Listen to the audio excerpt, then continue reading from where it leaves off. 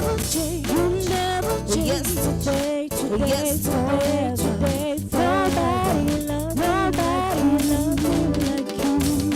I worship you, worship you. I worship you, worship you. I worship you, worship you. You are the living God. You are the living God.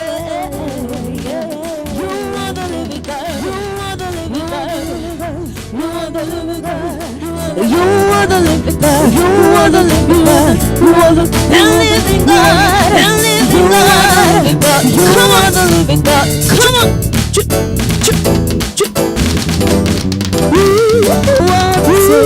What say yesterday, forever, and nobody is like you. You never change. Yesterday, today, forever. Nobody like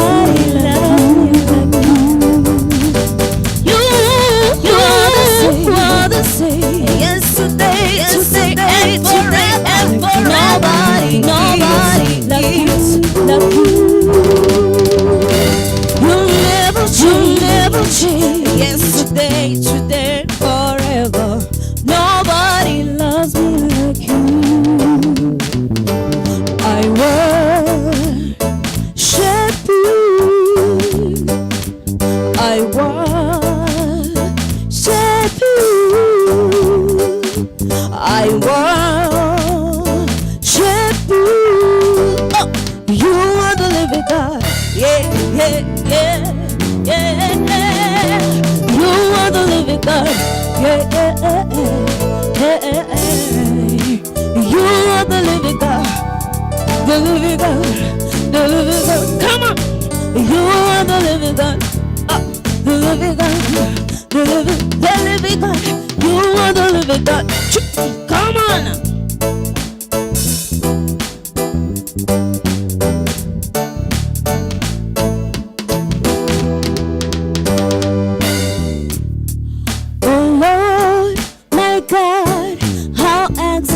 Is your name, oh Lord, my God, how excellent is your name, oh Lord, my God, how excellent is your name, oh Lord, my God, how excellent is your name, how excellent, how excellent, how excellent is your name, how excellent, how excellent. How excellent is your name. How excellent, how excellent, how excellent is your name. How excellent, how excellent, how excellent is your name. Hey, oh Lord, my God, how excellent is your name. Oh Lord, my God, how excellent is your name.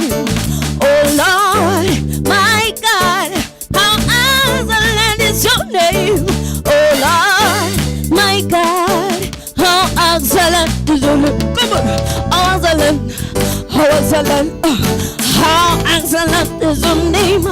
How excellent, how excellent is your name. How excellent, how excellent, how excellent is your name. How excellent, how excellent, how excellent is your name. You came from heaven to us to show us the way, from the earth to the cross, my debt to pay, from the cross to the grave, from the grave to the sky. Lord, I lift your name on high. Come on. Lord, I lift your name on high. Yes, Lord, I love to sing your praises. I'm so glad you came my life. I'm so glad you came to save us. Come on! You came from heaven to us to show us the way, from the earth to the cross. My day to from the cross to the grave, from the grave to the skies. Lord, I lift your name on up. Come on, let's go. Yeah, yeah, yeah.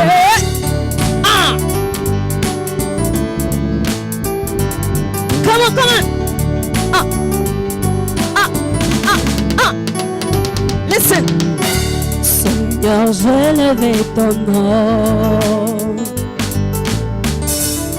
Je vais chanter tes louanges.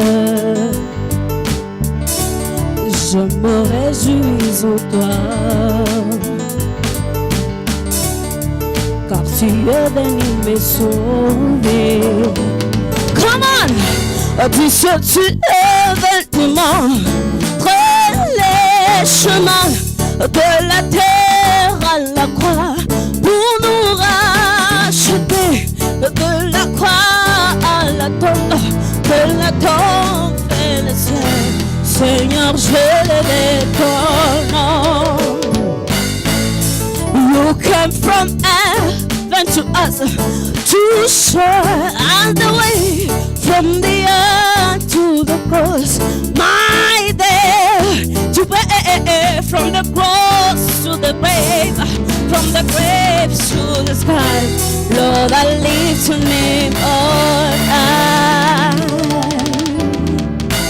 Thank you, thank you, thank you.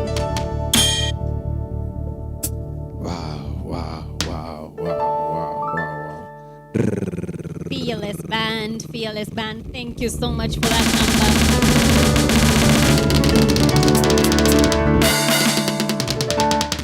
You came from heaven to earth.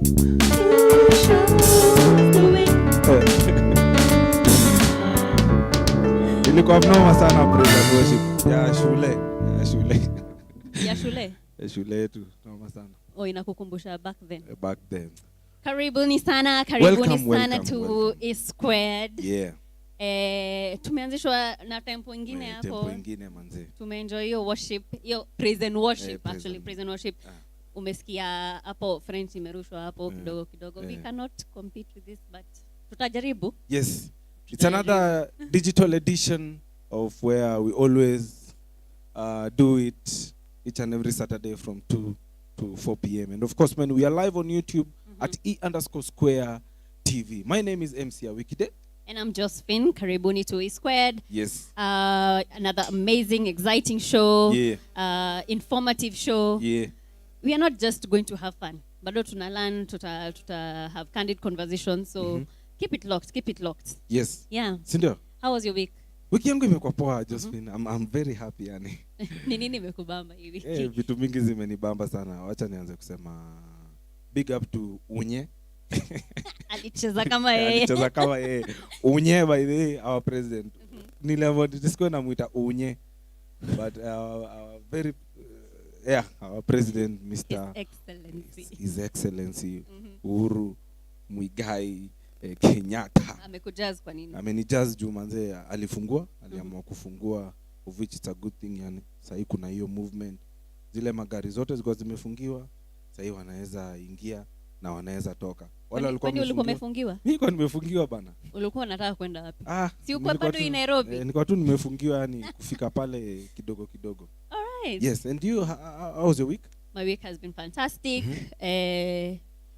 Unye pia kidogo pale amekuchezea. Mazi ametuchezea. Sisi kama wazazi tuna feel hiyo pinch. Hadi tunafungua shule January, my friends. Si nimekuwa nikikwambia wenye homeschooling is a challenge. Kwa hivyo wewe kwako hiyo ni low light. Hiyo ni si low light juu, to be very frank, singepeleka mtoto shule even with this situation venye iko. So it's hivi. Niko tu hivi lakini komsi. Yes. I don't know what you guys what your highlights of the week was, what you guys think of what has happened this week. We like to hear from you guys. So hapo kwa comment section tafadhali tuongelesheni, mtuambie venye mna feel. So today we have an amazing show.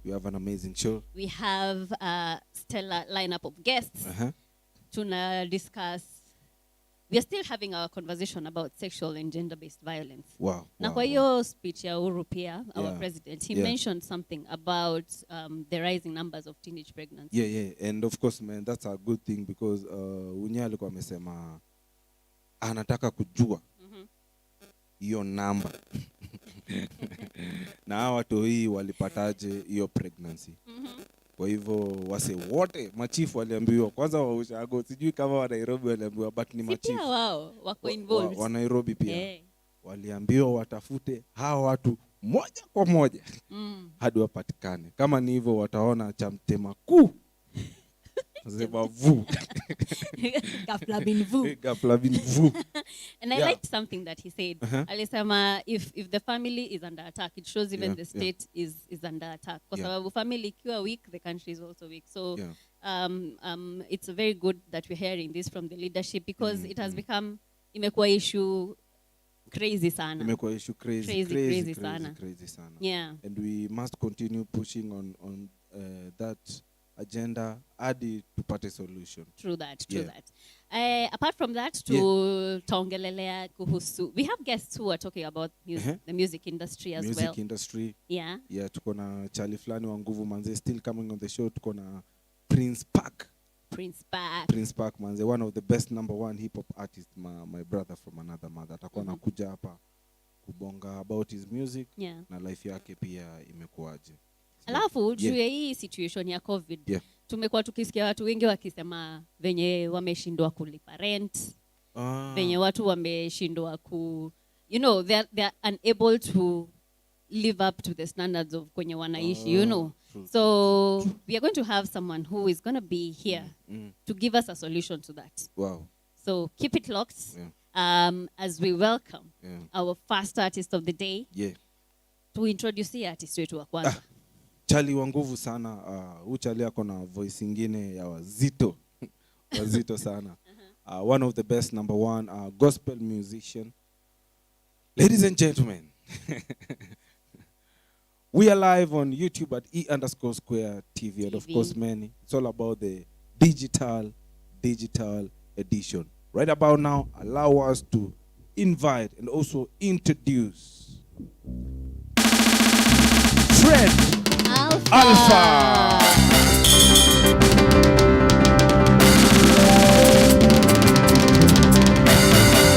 Very nice. Fred Alpha, karibu sana.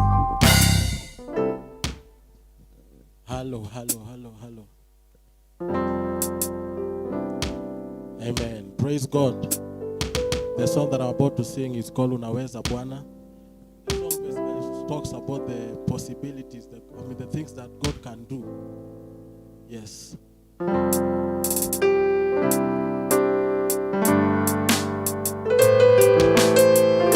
Naanza na wewe, mimi naanza na wewe.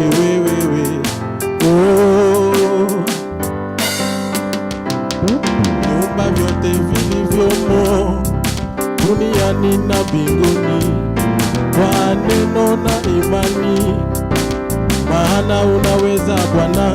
Nikufananishe na nani Bwana Yesu, na kumbe wewe haufananishwi. Nikulinganishe na nani Bwana, na kumbe wewe haulinganishwi. Uliumba vyote vilivyomo duniani na mbinguni, kwa neno na imani, maana unaweza Bwana. Nikufananishe na nani Bwana Yesu, na kumbe wewe haufananishwi. Nikulinganishe na nani Bwana, na kumbe wewe haulinganishwi. Unaweza Bwana, unaweza Mungu, unaweza, hakuna usiloliweza. Unaweza Bwana, unaweza unaweza, hakuna usiloliweza.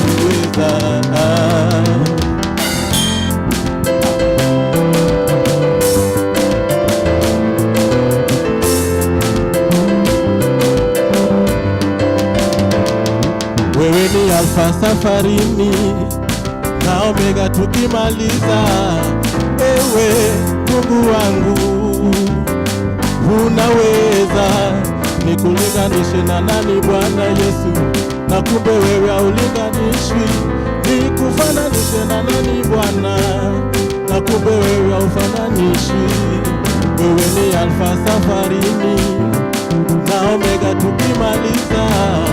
Ewe Mungu wangu, unaweza, nikufananishe na nani Bwana Yesu? Na kumbe wewe haufananishwi. Nikulinganishe na nani Bwana? Na kumbe wewe haulinganishwi. Unaweza Bwana, unaweza Mungu, unaweza, hakuna usiloliweza. Unaweza Bwana, unaweza Mungu, unaweza, hakuna usiloliweza. Wewe ni Mungu wa majeshi, ulishinda vita Baba, ukaitwa Simba wa Yuda, nguvu zako ni za ajabu. Wewe ni Mungu wa majeshi, ulishinda vita Baba, ukaitwa Simba wa Yuda, nguvu zako ni za ajabu. Unaweza Bwana.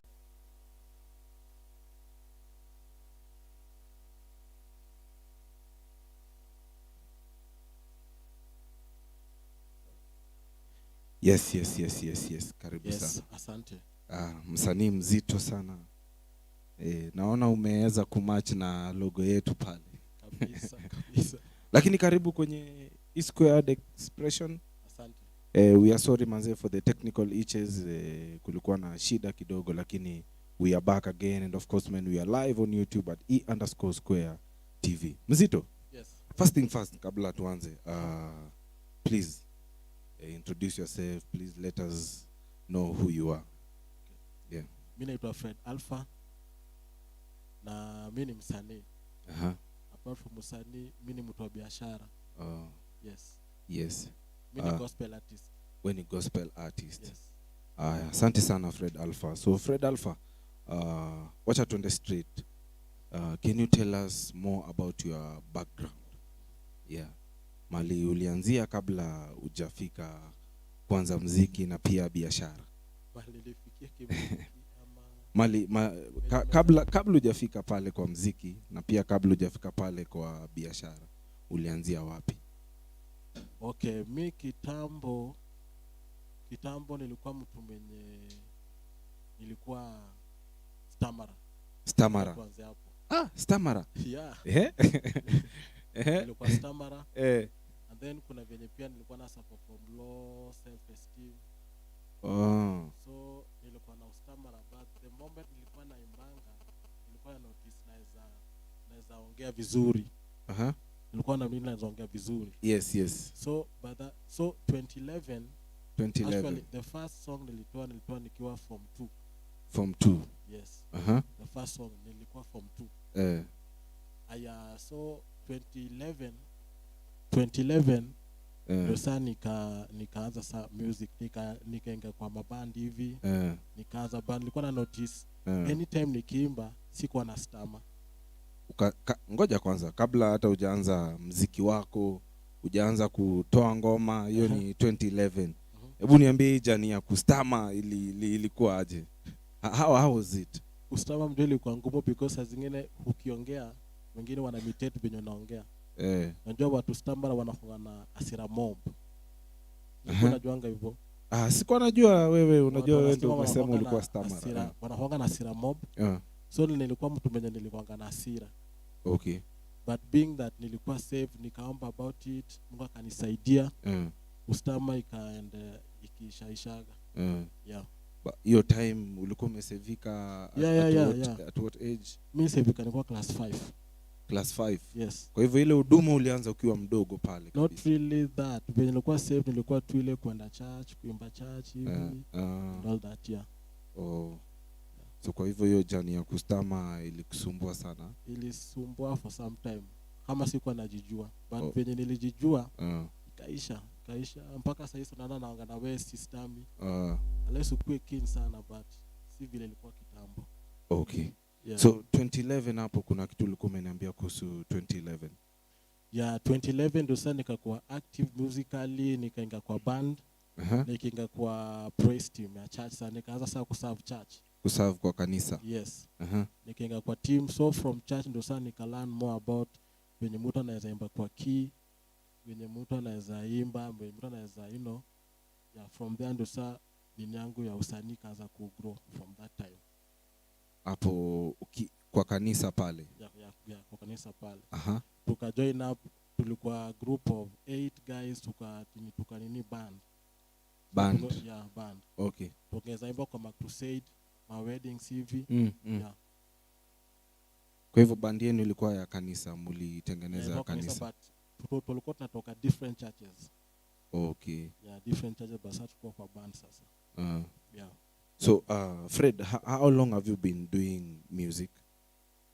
Music venye nimekwambia 08 ndo sasa nilifanya my first song nikiwa I think bado nilikuwa shule from 08. From 08. So niseme from 08 hapo venye nilirecord hiyo song hivi nika join band, hiyo band na show. So nikaingia kwa band hivyo, then 2012 hapo tukaanza kurecord kama band sasa. Mkaanza ngoma kama band. Band yenu ilikuwa inajiita Favor International. Favor International. Kisumu, yeah. Okay. Kisumu Boys. Kisumu Town. Kisumu Town. Okay. Yes. So tukaendelea na hiyo band, Favor band. Then band pia unaona watu wanakuwa na visions tofauti. Kweli.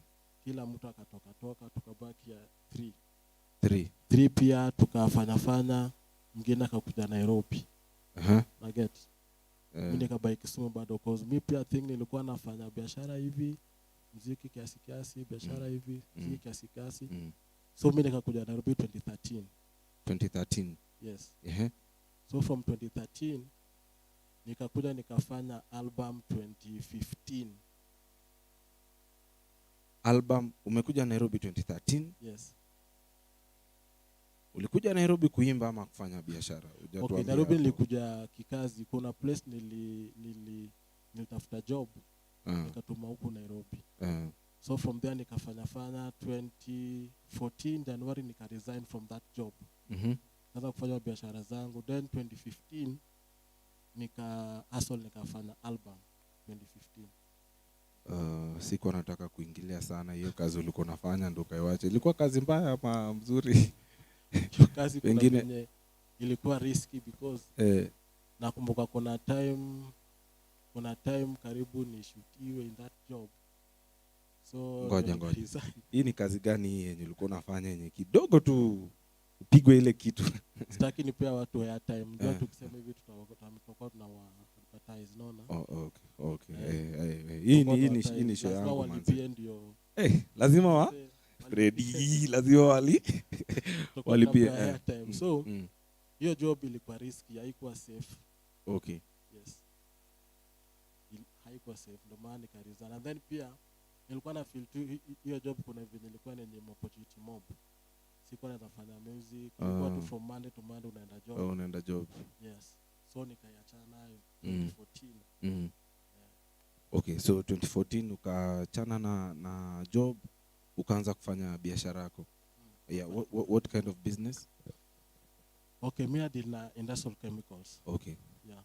Natengeneza mafreshener, toilet fresheners hivi. Ma detergents. Okay. Yeah. Bleach, vitu kama hizo. Industrial chemicals too. So hii ndio kitu umekuwa ukifanya all along? Yes. Ukisema story ya kubleach, ni ya kubleach sura ama ni gani? Bleach. Bleach ni stuff unaona saa zile unafua nguo za white. Nguo za white pale. Ina kama yeye inatoa stains, hiyo ni kubleach, si kubleach ya so. Unajua kuna ile coloring. Ni venye pia sitaki kutumia the real thing ndio kuna issues za advert. Ni mjanja. Wewe ni mtu wa biashara. Nimeona wewe ni mtu wa biashara. Wewe ni mjanja sana. So are you still doing that business? Yeah, hiyo ndio nafanya. Kazi fanya music, nafanya biashara. Nafanya music, nafanya biashara. So so uka decide unaingia sasa pale kwa muziki. Yeah. Sasa tueleze hapo kidogo tusikie. Muziki ndio nakwambia 2015 ndo sana nikafanya album. Hii album pia haikuwa poa kwa sababu producer hakufanya kazi poa in terms of mastering hiyo album. Yeah. So nikajaribu kuipush, haikufanya poa because quality ilikuwa down. Okay. Quality ilikuwa down.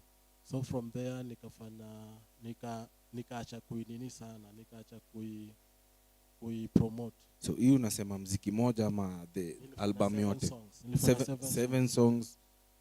Yes. With bad quality everything. I think song moja niliponea because huyo jamaa alikuwa anapenda hiyo song. Okay. So hizo zingine zilikuwa mbaya. In terms of quality ilikuwa mbaya. Haikuwa poa. So ukamua uuze hii moja uachane na hizo zingine. Hapana, nilikuwa na tu kama album to the whole album but nika notice quality si poa. So nikaanza kuona venye naweza work on another songs. Yes. Let me ask you Alpha, what are the challenges you as a musician umeface juu umetuambia hapo muziki haina quality poa, ndio wewe huyo pale biashara tena job umeacha ukaanza kufanya biashara yako. Tell us, can you share with us challenges ya msanii na kuanga ku raise door, kufanya quality music kufanya poa. Na sasa kama umehustle umepata door, maybe producer aizi kukufanya kazi fit. Like kama wangu naona ali waste kazi yangu, ali waste ni album yangu. Here is another thing. Nido tu finances is the main challenge. Ili ufanye because unasa hii ili ufanye audio poa you need like 10,000. And then video pia from 15,000 ama tuneko kuna juu. So naonga ni finances. Ni challenge kubwa kwa msanii mwenye ana grow.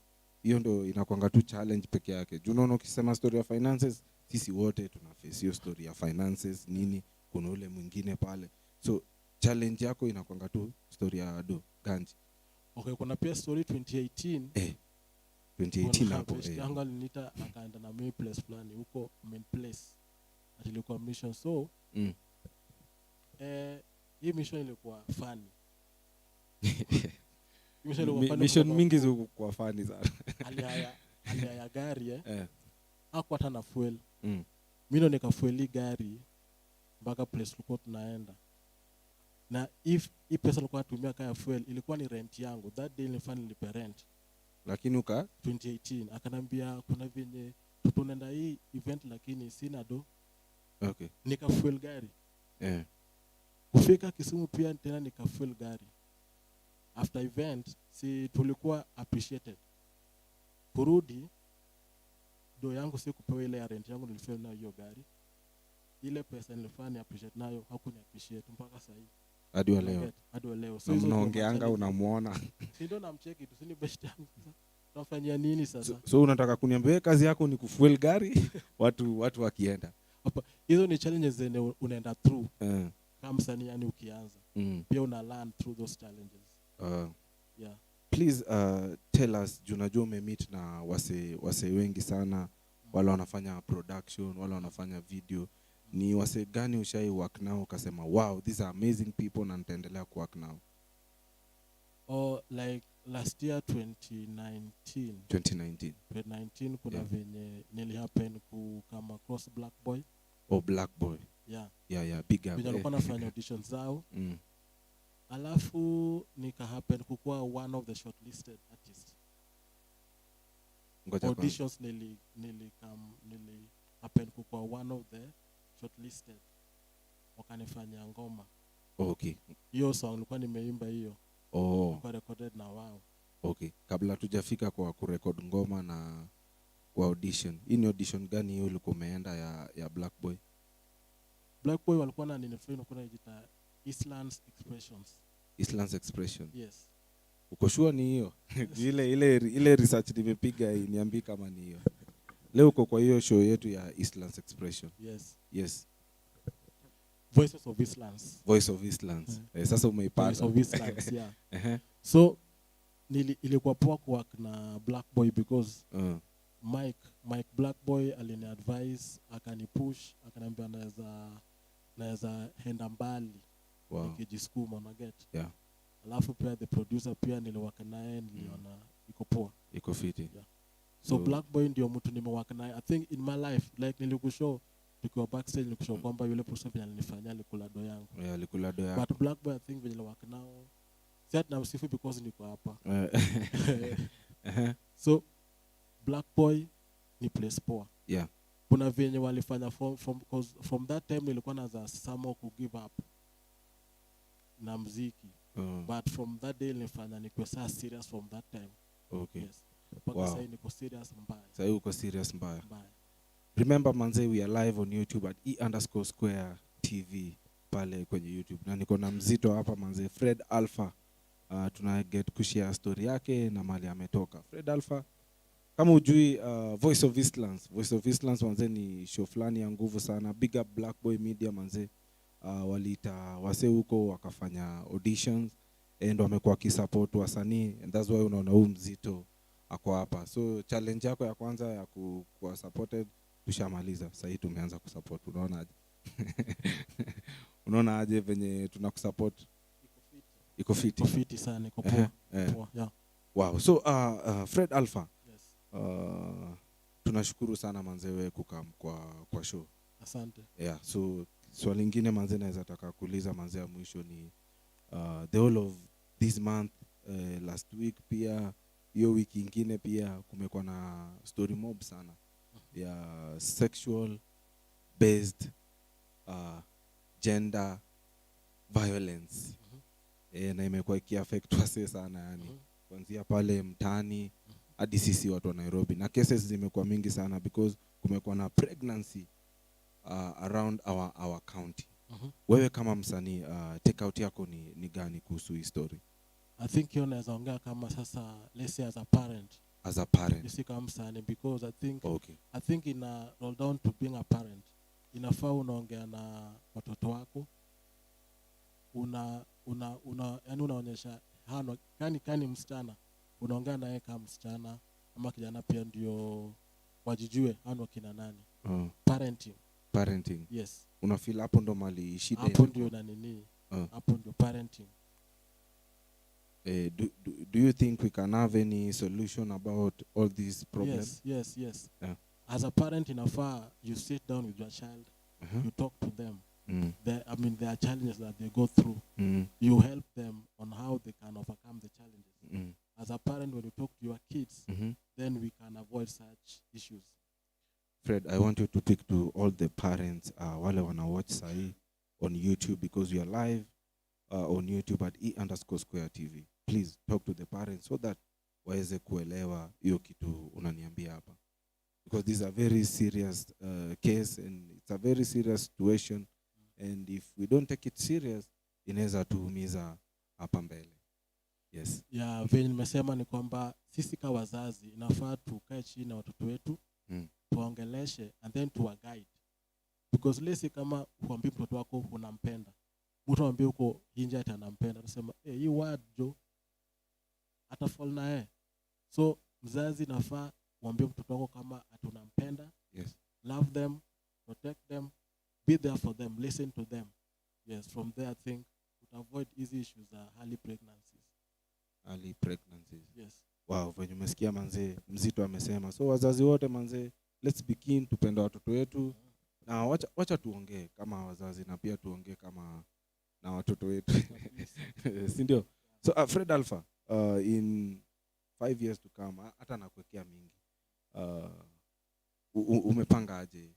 In 5 years to come, ile time nilimit, even before ni venye sikuwa najua venye nini, vile nilimit Black Boy, kuna venye nishanamia, then nikakuwa na idea from few years to come, because alinipea that opportunity, akanipea hope. I also want to support other guys. Wow. Yes. want to have my my company. of which itakuwa inajiita Good Life Abounds.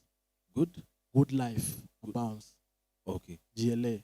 Oh, GLA. Oh, okay. Mimi pia nitakuwa na support wase kwenye Black Boy anafanya. Wow. Yes. That's amazing. Manze, big up manze Black Boy kwa kusupport manze vijana out there manze wale wana lose hope. Muziki ni ngumu sana. So kama wewe ni msanii na una feel uko karibu kuilose, usilose manze. Wazito kama hawa walikuwa naiacha but sasa hivi wamerudi strong. Ndio. What can you advise artists tukimalizia? Artists ni kwamba allow yourself to go through the process. Yeah, okay. Because saizi unapata watu wanadai kwa sababu ya depression, unataka kuishi maisha ya mse fulani.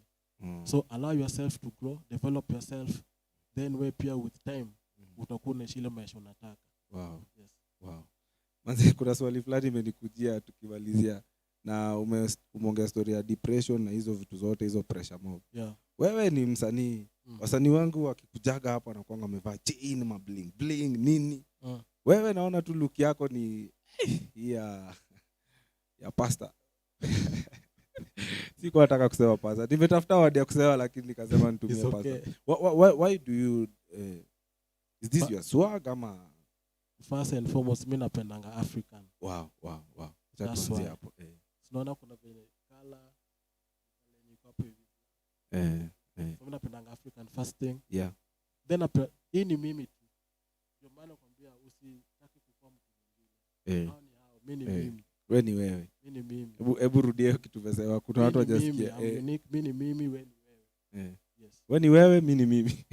Hakuna kitu kingine, si ndio? Unique. Mimi ni unique yangu. Wow. So hii ndio look yako kabisa.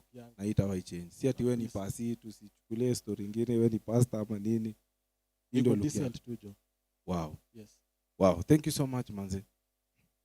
Thank you so much yani manze. We are live on YouTube at E_Square TV na tuko hapa na mzito mwenyewe Fred, si ndio? Yes. Freddy. Yeah. Sijui tukuache kama utaperform hiyo ngoma yako ya Wazito. Yes. Ama uko na message fulani unataka kuchapia wase before tumalize? Kwa tu real. Kwa tu mreal. Kwa mreal.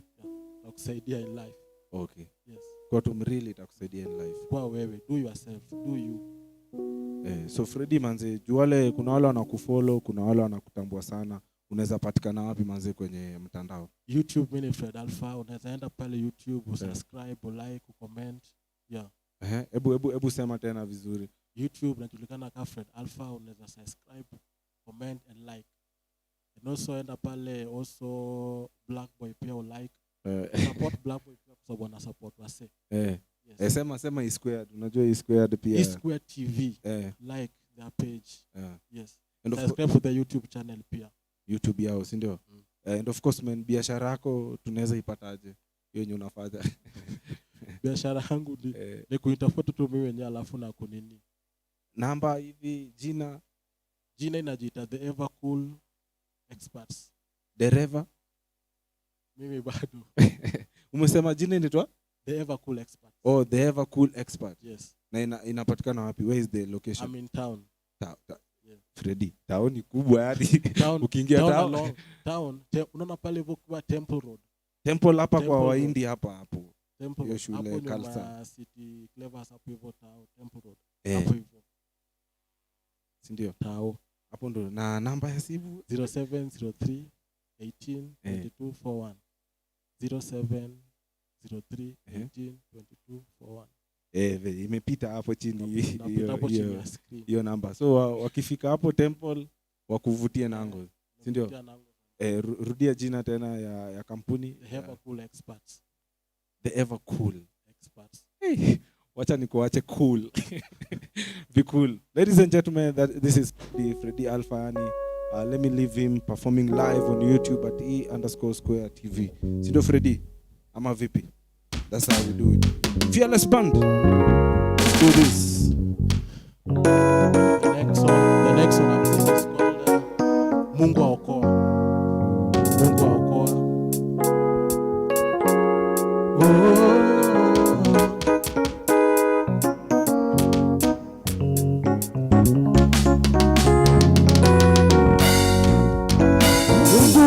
wakuita kwa sauti ya upole, mwanangu njoo tusemezane, hata kama dhambi zako nyekundu kama damu, nitaziosha mimi uwe safi.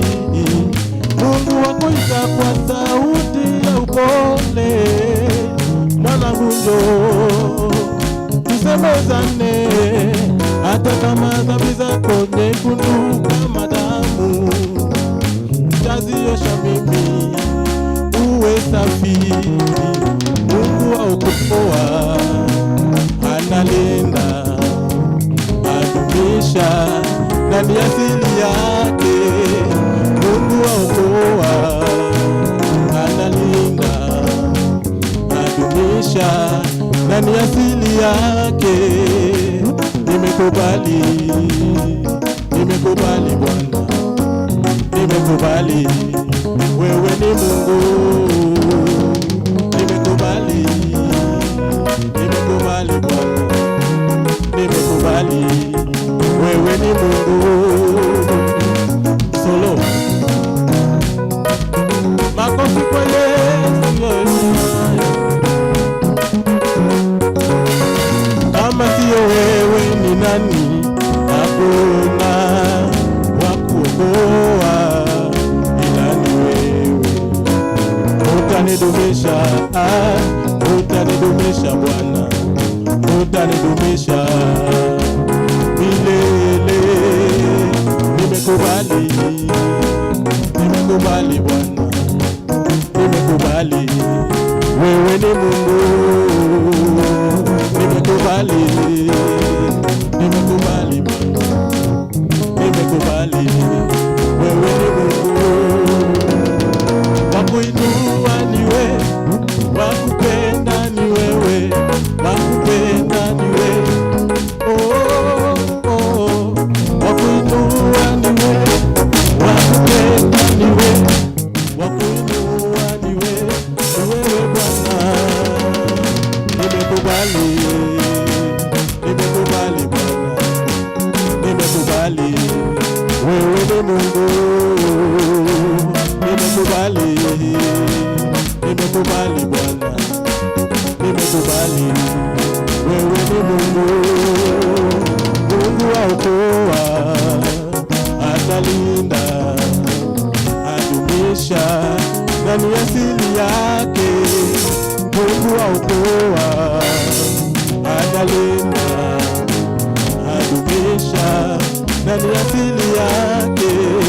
Mungu aokoa, analinda, adumisha ndani ya asili yake. Mungu aokoa, analinda, adumisha ndani ya asili yake.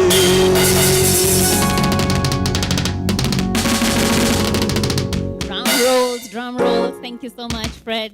Thank you so much. Thank you so much.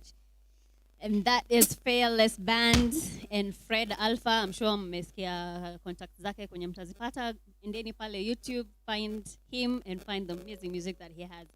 So we're going to go switch gears a little bit. And we mentioned that we're going to have a lady who is going to be talking to us about how we can remedy situation ya kutoweza kulipa rent as youth. So there's a solution. So keep it here as I invite Angela. Angela Mecha, karibu sana to the stage.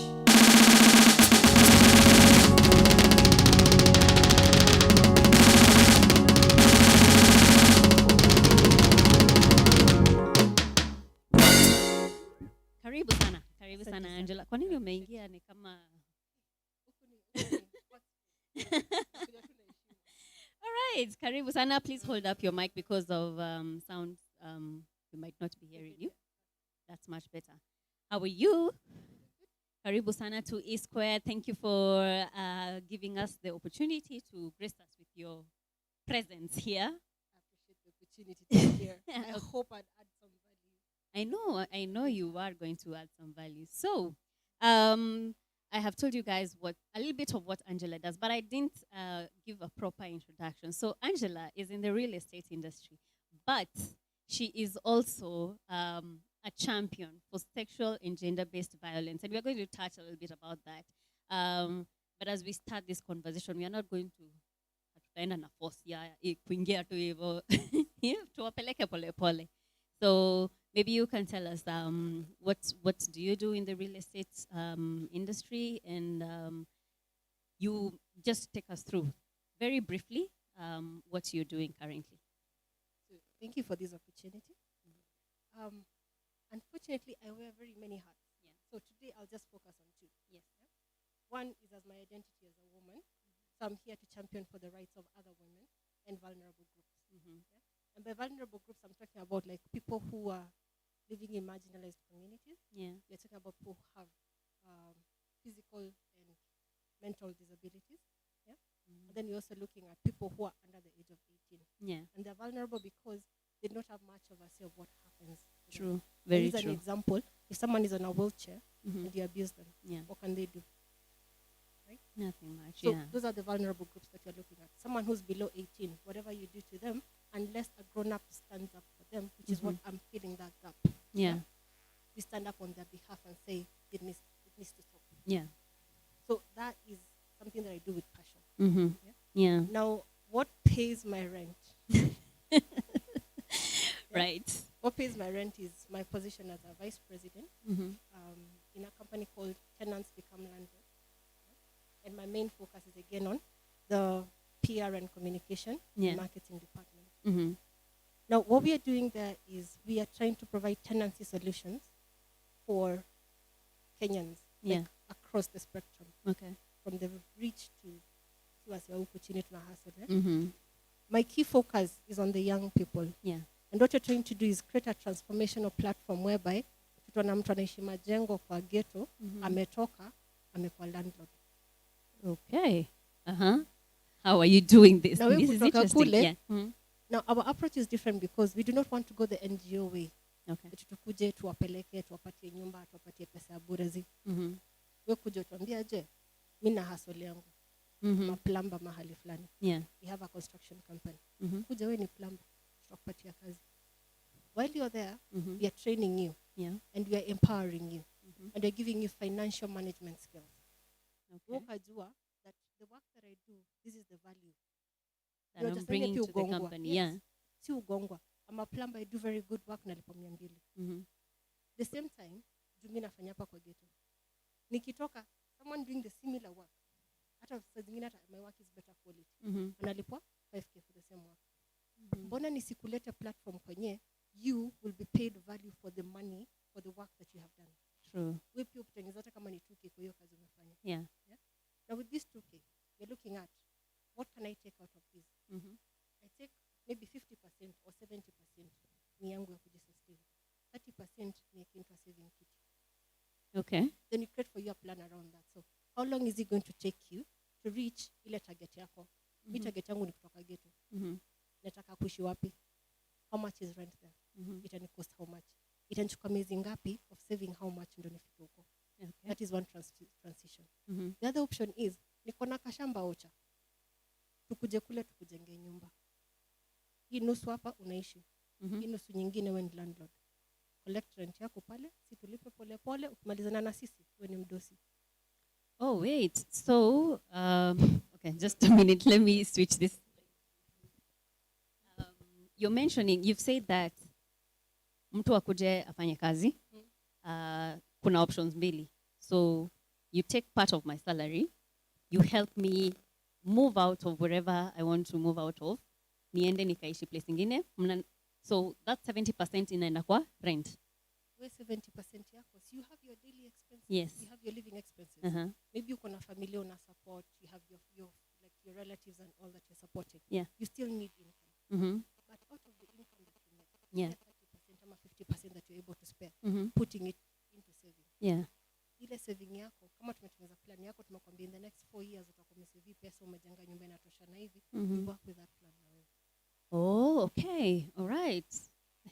People, pay keen attention. Be very attentive because it is something that very many people are having issues with right now. Young people, you're finding that because of COVID, a lot of people have been chased out of their rental homes because they can't pay rent. And if you're giving a solution that can help see them, transition into better, so it is such a good platform. So I think maybe unaweza explain to that last bit once more because your sound was a little bit low. Okay. Just So- hold your mic. Sawa. I'll give a second scenario so that we can blend them all Yes, yes, together, yes. yeah? Unaweza kuwa tuangalie mtu anauza mboga. Mm-hmm. Ndio. Yeah. Either anauza mboga, anauza mtumba. I'm pushing like this nina hustle yangu. True. There's some money that I'm making. Yeah. I can look at that income in a day. Maybe I make 1,000 shillings. What do I do with that money? Mm-hmm.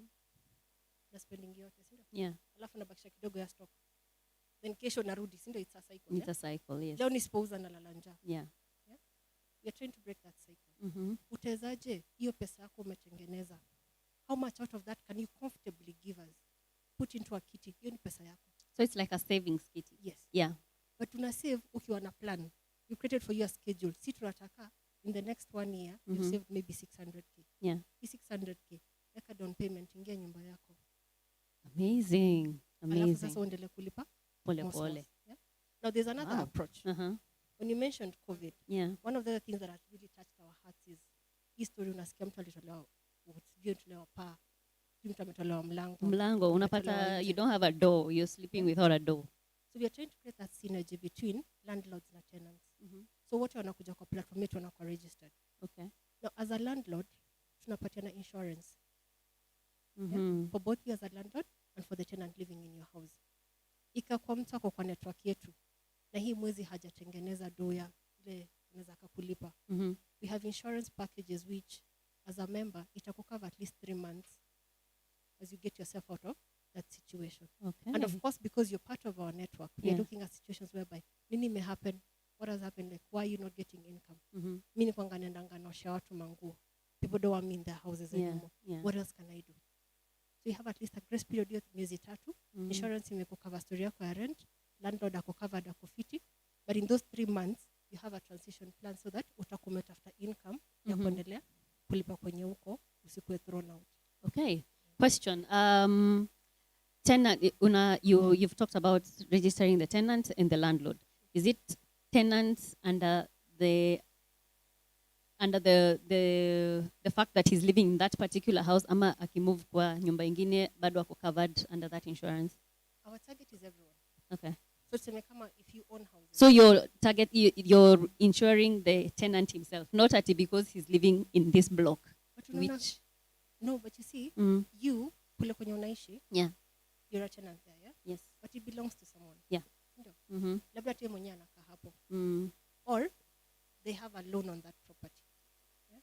So we are trying to cover in a way that we make sure that within, kwa sababu kuna protection ya tenants, which we don't know about. Which is mm-hmm. also like when you're talking about is a training. It's something that we are teaching you your rights as a tenant. Okay. Si poa mtu kukufungia nyumba eti hujalipa mwezi moja. Kicking you out. Yeah, What we're trying to create is, yes, you want tenants to be safe, yeah, and you want them to transition from renting to owning property. But in the meantime, juu hutaamka leo utoke umeenda own property. mm. But while you're here, we are safeguarding your rights. Okay, great. That is a solution. I think everyone back home is really should really get on board on, because hey, times are hard. Times are very, very difficult Times right are now. hard. Yeah. Our idea is own your problems. Mm. Yeah? Tusike tuseme serikali saidia. We've tried that a lot. Yeah, we can do something about Nothing it has now. happened. Yeah. Niko na nini mimi mwenyewe yenye nitajisimamia. Tomorrow nikuje niambia watoto wangu, Mhm. mimi nilitoka tuseme kama niko na Kibera, Mm-hmm. nimetoka sasa naishi na nyuki kwa plot yangu. Kwa plot yangu, And my kids eh. can go to school And it's my own decently. home. Mm. Silipi rent. Silipi rent, Yeah. nikitaka nizime stima nikae kwa giza, it's a choice. True. But si eti mtu amekuja ameng'oa nini ameenda nayo. All right. Okay. So let us move on to the other hat that you wear. As I was teasing, as we were beginning the show, I teased about you being a champion for sexual and gender-based violence. You've mentioned it briefly as you started this conversation. Maybe you can tell us a bit about what you do in that other field that you're in. So, thank you. I think I'll give you a little bit of background again on this, yeah? So I started these early 2013. Yeah. And what we're trying to look at is our first focus was on, my background is in media. Yes. And for me, it's using media to empower people and change mindsets. Mm-hmm. So what we're looking at is how can we create content that is owned by the people, that identifies their problems and provides a solution, and then putting the solutions into action. Okay. So tunaangalia kama, when you're talking about women and vulnerable groups, Yeah. tunaangalia ni nini shida ile imekufanya you're staying in a place where you're being abused. Mm-hmm. Why are you being abused? Is it situations which are beyond your control? Is it something that you can change? Yeah. Start having conversations around it. Mm-hmm. So utakuta, if you do your research, you'll find we use these two phrases a lot. One, abused people abuse people. Yeah. Yeah? Yeah. If I had a history of being abused, I'll abuse other people. Yeah? Very true. Yeah. Then we we've had have, it. yeah. The second one is hurt people hurt people. Mm-hmm. Kama nimeumia, like I've gone through so much hurt in my life. It's the only thing that I know. So you reproduce it to someone else, Yes. on someone else. Yeah. So we say from the fullness of your heart. Yeah? Yeah. Your heart is full of hurt and pain and Mhm, suffering. mhm. That is all you know. So even when you're caring for another person, Yeah. even when you're giving to other people, that is what is full in your heart. It's the only thing that you can give. True. If I was yelled at as a child, if I was called names as a child, when I have my children, Mhm. even don't a parent, Mm. Yeah? Yeah. so you're looking at a situation like, so shida iko na wapi? Then how are we going to fix this? Yeah. How are we going to bring these conversations out? And if you've identified this as your problem, what are we doing about it? Okay. Yeah. Yeah. So we are creating platforms whereby we are producing like content around like topical issues, abuse, early marriages. Not okay. I don't call them early marriages. It's just people getting into parenthood roles before their time. Before their time. Yeah. Yeah, Yeah, involuntarily true. most Yeah. of the time. Yeah. So we are trying to look at like what are those all kinds of problems that are happening. Mm-hmm. Then wewe mwenyewe, are you in tandem with the problem? Unajua kwamba uko na shida. Mm-hmm. Because most of us, why we don't fix our problems is because we don't even know that they're problems, and we don't acknowledge them as problems. Problems. Yeah. So nyinyi wenyewe mtu mkae, mwangalie shida zetu ni nini, Okay. tutazitatuaje Mm-hmm. bila kusema serikali, sisi wenyewe, what can we do? Can we get into groups? Can we raise income? Yeah. Can we like get our children out of this situation so that in the next generation we'll have a different conversation? True. Yeah. So Okay. I worked. So we worked mostly like with slum area women, yeah, Mm-hmm. and people with disabilities, and it just making sure that from whatever I'm making, I'm able to sustain my family so that my children are not sexually molested. Yeah. While looking for While money looking for to come money. and nunua sukuma wiki in the ghetto. Okay. So from I'm that, being told that we need to switch again.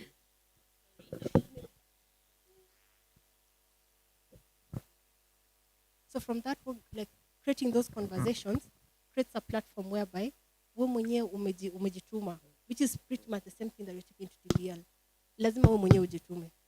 You decide I want to get out of this situation. We are not going to carry you until you talk. We are like, you've identified you have a problem. So we are here, we are creating your bridge here. Utoke kwenye huko, ukuje into what you think would be an ideal life for you. And we were successful. I think we moved about 200 families. But it had to be people who are willing to move out of it, because some watu wengine wanapenda tu get. You can't do anything about it. But still, while you're there, are you empowered to the level yenye unajua people shouldn't treat me in a particular kind of way? You've mentioned moving 200 families. That's not easy. Kudos to you guys. That's no mean feat by the way. It is such a great step. Today's show, and over the past few weeks, we've been talking about sexual and gender-based violence, and mostly we've been discussing teenage pregnancies that have like rocked the nation. You know, the president even gave out a comment on his speech the other day. You have worked in the hoods, umeona ni nini na happen huko to the ladies, and maybe you can give us your opinion. What have you seen probably is causing this spike? Let me give it my spin Mm-hmm. of what I believe, yeah? Yeah. My feeling is that COVID has exposed the weak linkages in our parenting styles. Mm. Unaelewa? Yeah. We don't know our kids. But then again, here's the other problem. Look at how we are living. Yeah. Taking you back again to the ghetto. I'm sure it's replicated across the country. But nikienda ghetto, in a room like this, we live a couple Yeah. with our kids. Yeah. What are we exposing our kids to? Yeah? We are getting babies in that family. Exactly. You're getting my drift, yeah? And you're living in one. Yes. A one. It's a one-bedroom house. One-bedroom house. Yes. It's a one-roomed house. Like, there's no other separate room where we can go and have privacy and do our things. Yeah. We are doing them right here. From as early as 2 years old, kids are cognizant of what is happening around them. True. Sindio? Yeah. So wamwonanga hizi vitu tangu akuwe 2 years old. Na naona kutoka kwa wazazi wake, so haoni big deal. Yeah. So I'm like, the conversation is not, kwenye tunaipeleka is the wrong place. Conversation ni hapa nyumbani. What are we doing that is making these kids feel like it's okay for us to do this? Yeah? Yeah. Na ukiangalia, who are the perpetrators? Ndani wameweka watoto mimba? Their own brothers, their own cousins, their own fathers. Uncles. Yeah. Close family members, yes. So tumulike kwanza hapa ndani ya nyumba before tuanze kusema eti oh boys are making nini. Tumulike hapa nyumbani. What kind of environment have we created in the homestead that is supposed to make me as a woman feel like this should not be happening to me? Yeah? Yeah. Ni michezo gani watoto wangu wamekuwa wakicheza cha mama cha baba? Yeah. Yeah? What level have they taken it to? Because if you have candid conversations with these girls, these girls started being sexually active as early as 4 or 5 years. Very it's true. only that they've Very gone into true. puberty and now they can get pregnant. Yeah? But before it has been happening, it's just They've that they gone on. couldn't get pregnant when they were still that young. True. Very true. Number 2, again, we don't know our kids. Tumezoea mtoto akifika 3 years enda shule. Yeah? So I can focus on my life. Sindio? Yeah. Nende hustle nitafute pesa. Now during corona, hatuendi shule. So I have to face the kids that I raise. And I have people saying, my demon kids. Shetani yakuja akaza kwa nyumba yako. Ni watoto wako, ni watoto wako. Yeah. So I'm like, the conversation needs to come down to reparenting. Tumefanya nini hawa watoto? Yeah. We own these pregnancies. Ni zetu. Hazijatoka mbali. Yeah? Hapa hapa kwa nyumba. Wewe ukitoka ukienda kule, you've gone to your job. Yeah. You're there from 8 to 5. Umetuacha hapa tukifanya nini? Yeah? And you've Number not left 2, any authority. have we had conversations about sexuality? We don't talk to our We kids don't about talk. sex. Yeah. Mimi ndilelewa ile era yenye sex ilikuwa ni tabia mbaya. Na kuambiwa ukionekana na kijana utachapwa No, but ama we were something. so freaked out. We Yeah. were so freaked out. You thought that if a guy says hi, you're pregnant. You get pregnant. Very true. So they Very parented true. us. Yeah. They parented us from a point of threats And fear. and instilling fear. Yes. Yeah. Sasa tumekuja hapa, we didn't have the proper conversation. Now we are the parents. What are we going to tell our kids? Tabia mbaya. And then we sit with the same kids in our sitting room and watch a soap opera where kids are wearing what?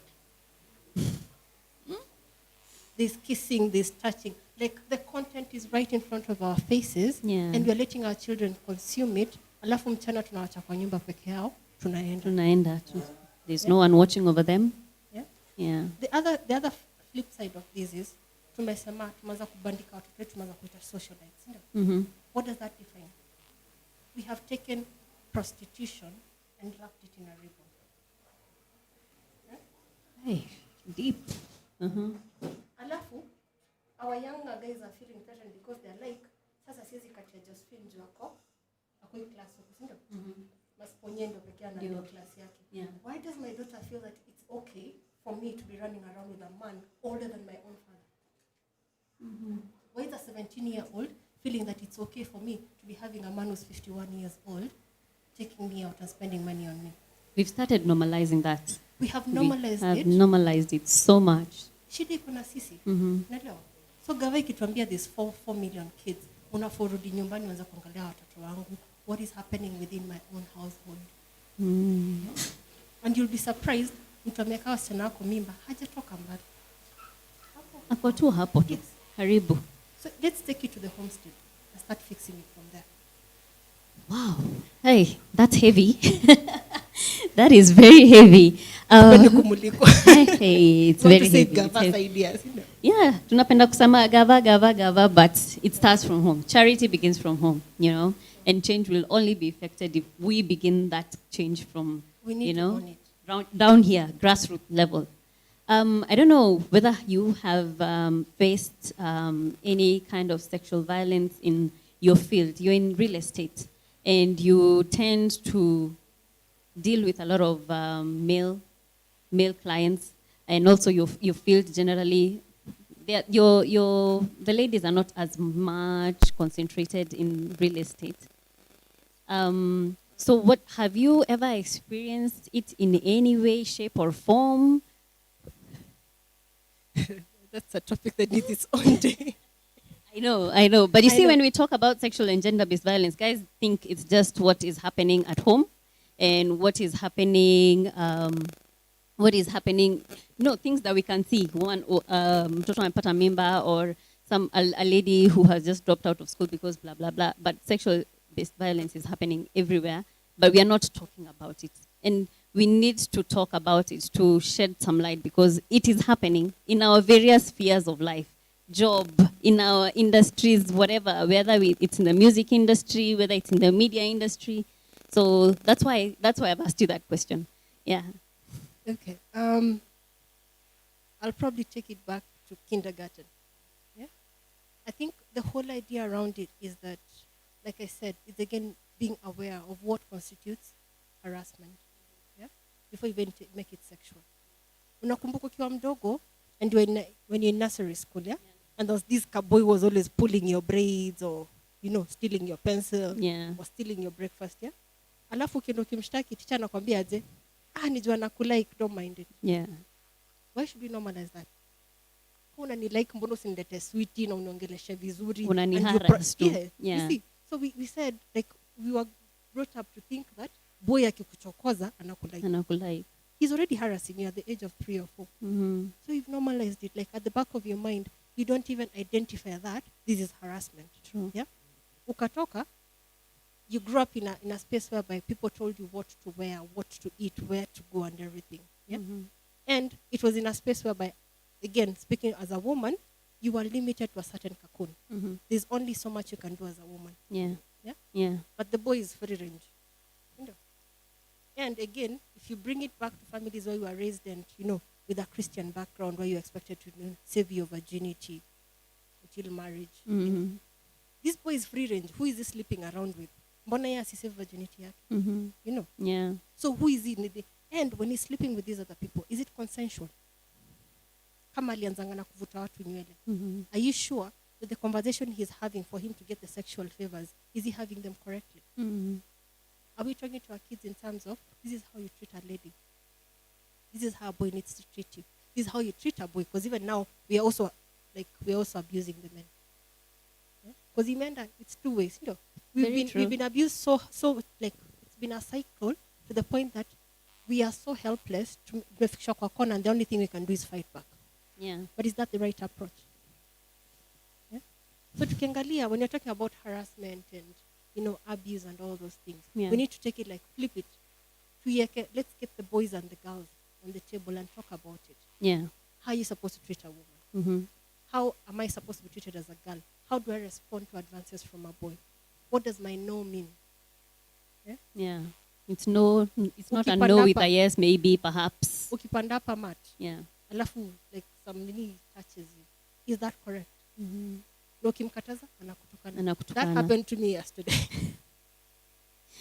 Yeah, that's harassment, people. It's harassment. We have become we have normalized things so much that we don't even notice some things that are, So nakwambia, it's all over us, because I was like, nilikuwa napanda matatu. Mm-hmm. Kwani unanishika na corona?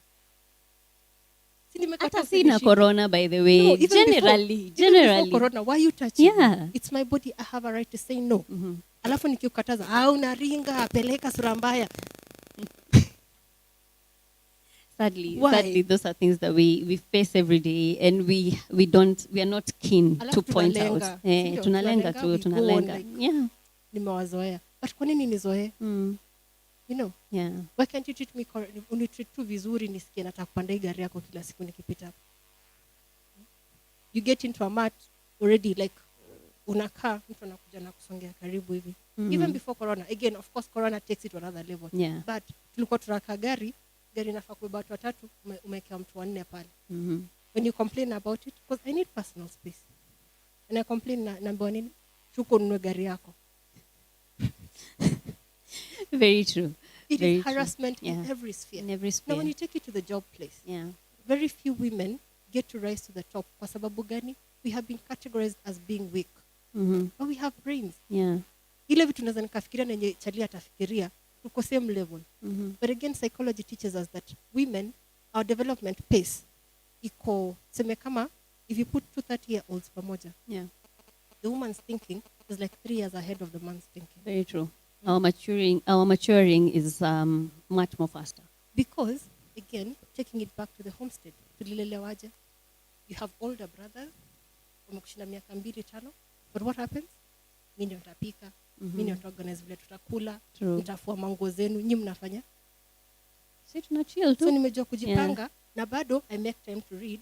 Si ndio? Nyinyi mko tu free. Mtasoma mkitaka, mnamchezea ball mkitaka, si ndio? Yeah. Me, I'm here, I do house chores, I read, I take care of all of you, si ndio? I become a second mom in the family. Mm-hmm. Tukikuja hapa nje niko na skills zenye huna as a boy. True. Why aren't we having those opportunities for women to shine? Juu tumeambiwaje hata kama uko na PhD enda jikoni ukapike. Mm. I will cook, I will clean, I'll have my PhD, I'll go to the workplace. Na wewe utapatiwa cheo uniache huko chini. Kwa nini? It's harassment. It is harassment. Because yes. you used my sexuality to deny me equal opportunity with other people. Mm-hmm. So we mimi, are being my heart pushed as to a our VP, yeah. I own it. Na kesho nitakuwa president. I'll open my company, I'll call myself CEO. I'll own those titles. Haijalishi kana nauza mtumba, I'll open my mtumba shop na ndasema mimi ndio CEO or the best mtush in Kawangware. All right. Lastly, before I let you go, what is your opinion on? We've talked about issue like through and through, but you've mentioned something very interesting about the workplace. How we find it so hard to climb up there. What is your opinion on ladies who use their own ways of getting up there? We know what we're talking about. Like, they use their sexuality to get up there where where they want to be. So I do not blame anyone. Understand? Because again, we look at the society as the way we have been molded and the kind of conversations we've had. Yeah. When you talk about something called world vision, it's how we are perceived as the female gender. Yeah. Yeah. Unaangaliwa when they're putting positions for like roles, wanaanza kuangalia huyu tukimweka CEO kesha atakuwa pregnant alafu we'll take time away from we'll work. take time yeah? away from work, yeah. And we'll Other- always be asking for reasons to live, yeah. So nitafanya nini? I'll decide every time I get pregnant I abort it kwa sababu nataka get into the position. Yeah. True. We've gone to another place whereby we feel like we need to trade sexual favors for us to get those, not even just promotions, just to get our foot in. Mm-hmm. And then what that creates, it creates a cycle because then any other woman that comes into the company is expected to trade sexual To favors, do the same thing, get there. yes. which a man is not doing Yeah. to get the same position. Yeah? Mm-hmm. And once they start trading sexual favors, everybody else expects it. The next place I will move to nitakwanga najua, I just need to know who's the right person to just get in bed with. And the cycle continues. The cycle Cycle continues. But then, mimi, rightfully, again, as Madam VP, Yeah. nikiingia ile job, ukuje kule uangalie ofisini, uangalie maboys asema, huyu amelala na watu wote ndo maana ako hapa. I don't sleep with anybody, I got brains. Yeah. Mi brains zangu ndo zimenifikisha kule. My resourcefulness has gotten me there. Mm-hmm. Yeah? And what we're trying to see is, we kama mwanamke, say no. I remember there's a time I was out of work for about 2 years. Doing my hustles. Yeah. Kwa sababu you apply for positions which you're highly qualified for. Mm-hmm. But because somebody said something and you looked at him in a particular kind of way, Yeah. you won't get the job. You won't get that job. Yeah. Yeah. That's Or because you came into that office and you looked like you were a threat, you won't get the job. yeah. Yeah? Yeah. So, mi nataka tu tukubali. Like, I know that job might pay me 200K a month or whatever. Mm-hmm. But at the expense of, like, giving sexual favors, wacha ikae. Wacha ikae. But tunaogopa kukata. That's the thing, because now it's a balance that we are forced to do.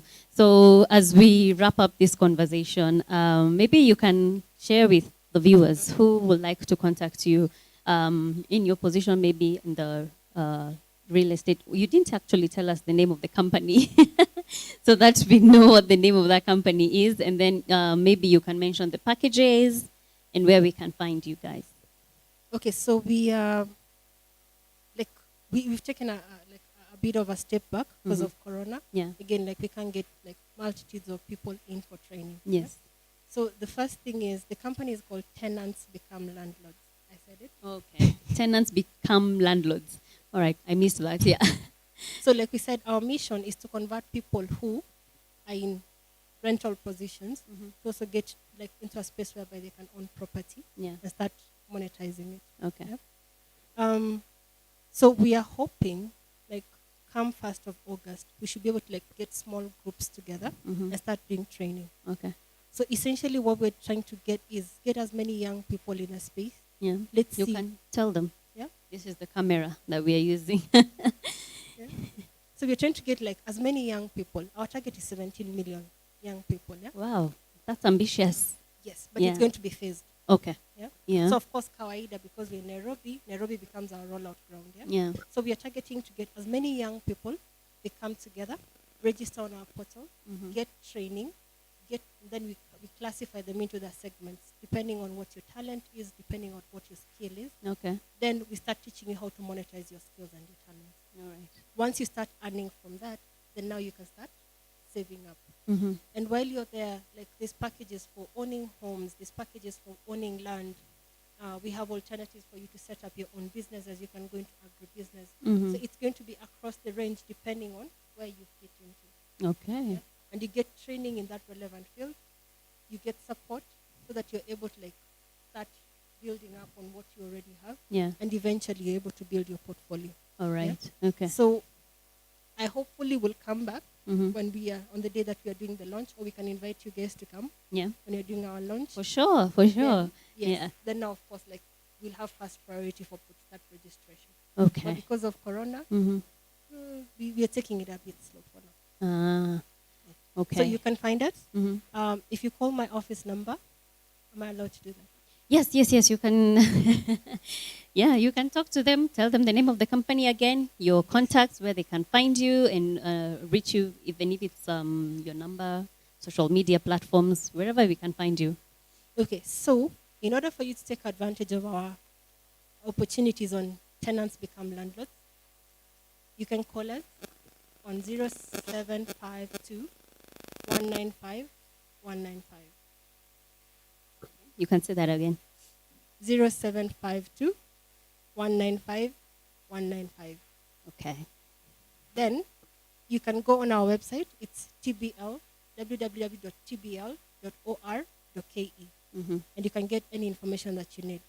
And if you send in your inquiries, of course, either I or my partners will be able to attend to your issues. Yeah. But once we roll out again through Blackboy, we'll be able to actually like share that information. And of course, we can get you guys to subscribe. Okay. In your other capacity of mentoring the women, vulnerable communities, how else can people get in touch with you if they would want to talk to you in that capacity? Yes, so for that one, that's like, because it's work that I do on a personal level. Mm-hmm.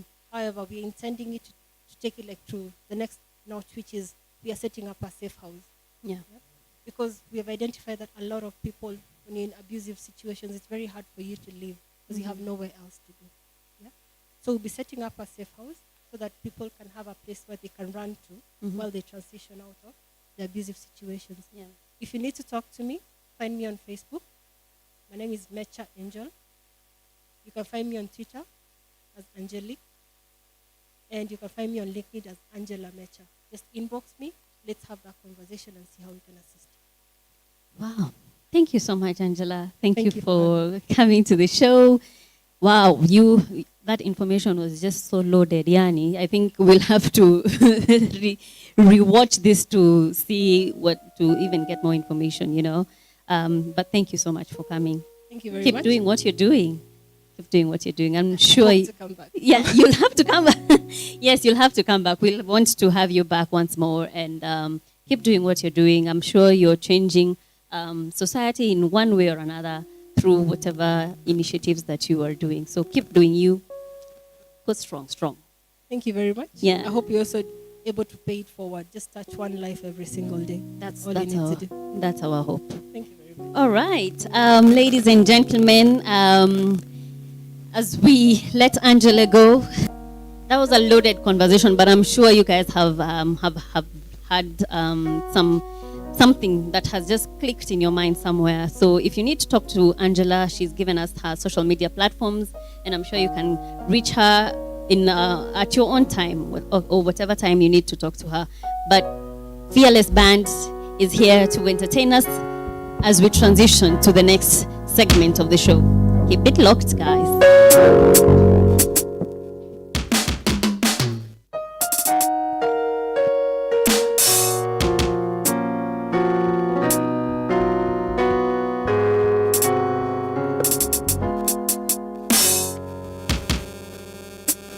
Yeah. I am unstoppable, invincible, victorious. I can do all things. You guys are ready? I am unstoppable, invincible, victorious. I can do all things. Come on.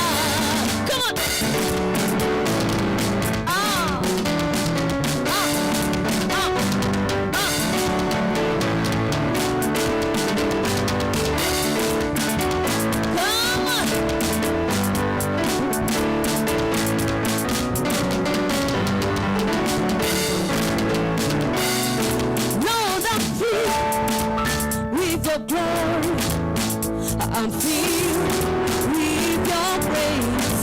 I am filled with your power to overcome every challenge that I may face. I am filled with your glory. I'm filled with your praise. I am filled with your power to overcome every challenge that I may face. The same power that conquers death lives in me. Yes, that same power that rescued her lives in me. Oh, yeah. I'm ready. I'm ruling, prevailing over the circumstances. I'm blessed. I'm blessed. Oh, I'm blessed. I live in glorious life.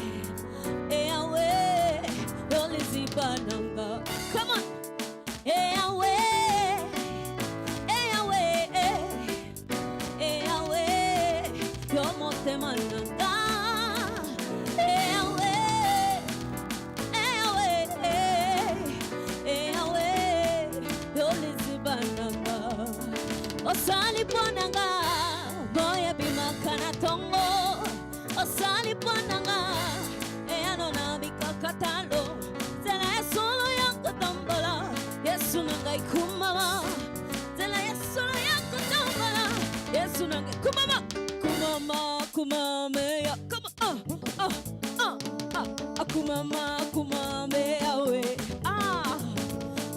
Usifiwe, usifiwe baba. Usifiwe, usifiwe baba. Usifiwe, usifiwe. Usifiwe, usifiwe. Kumama kumamea we. Kumama kumamea we. Usifiwe, usifiwe.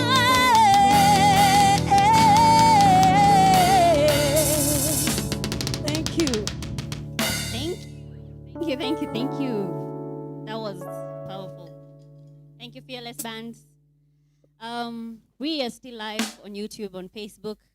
Facebook, we're at EASTLANDS Expressions, and on YouTube, you'll find us at E_TV.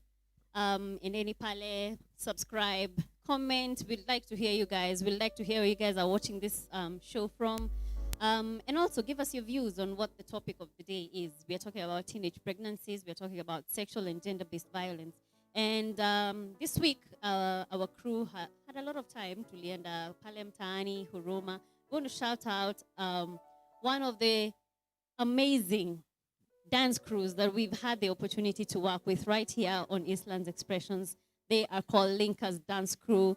Maybe I don't know whether our director is ready with the video. There's a video that wants to play right now, so have a look at it.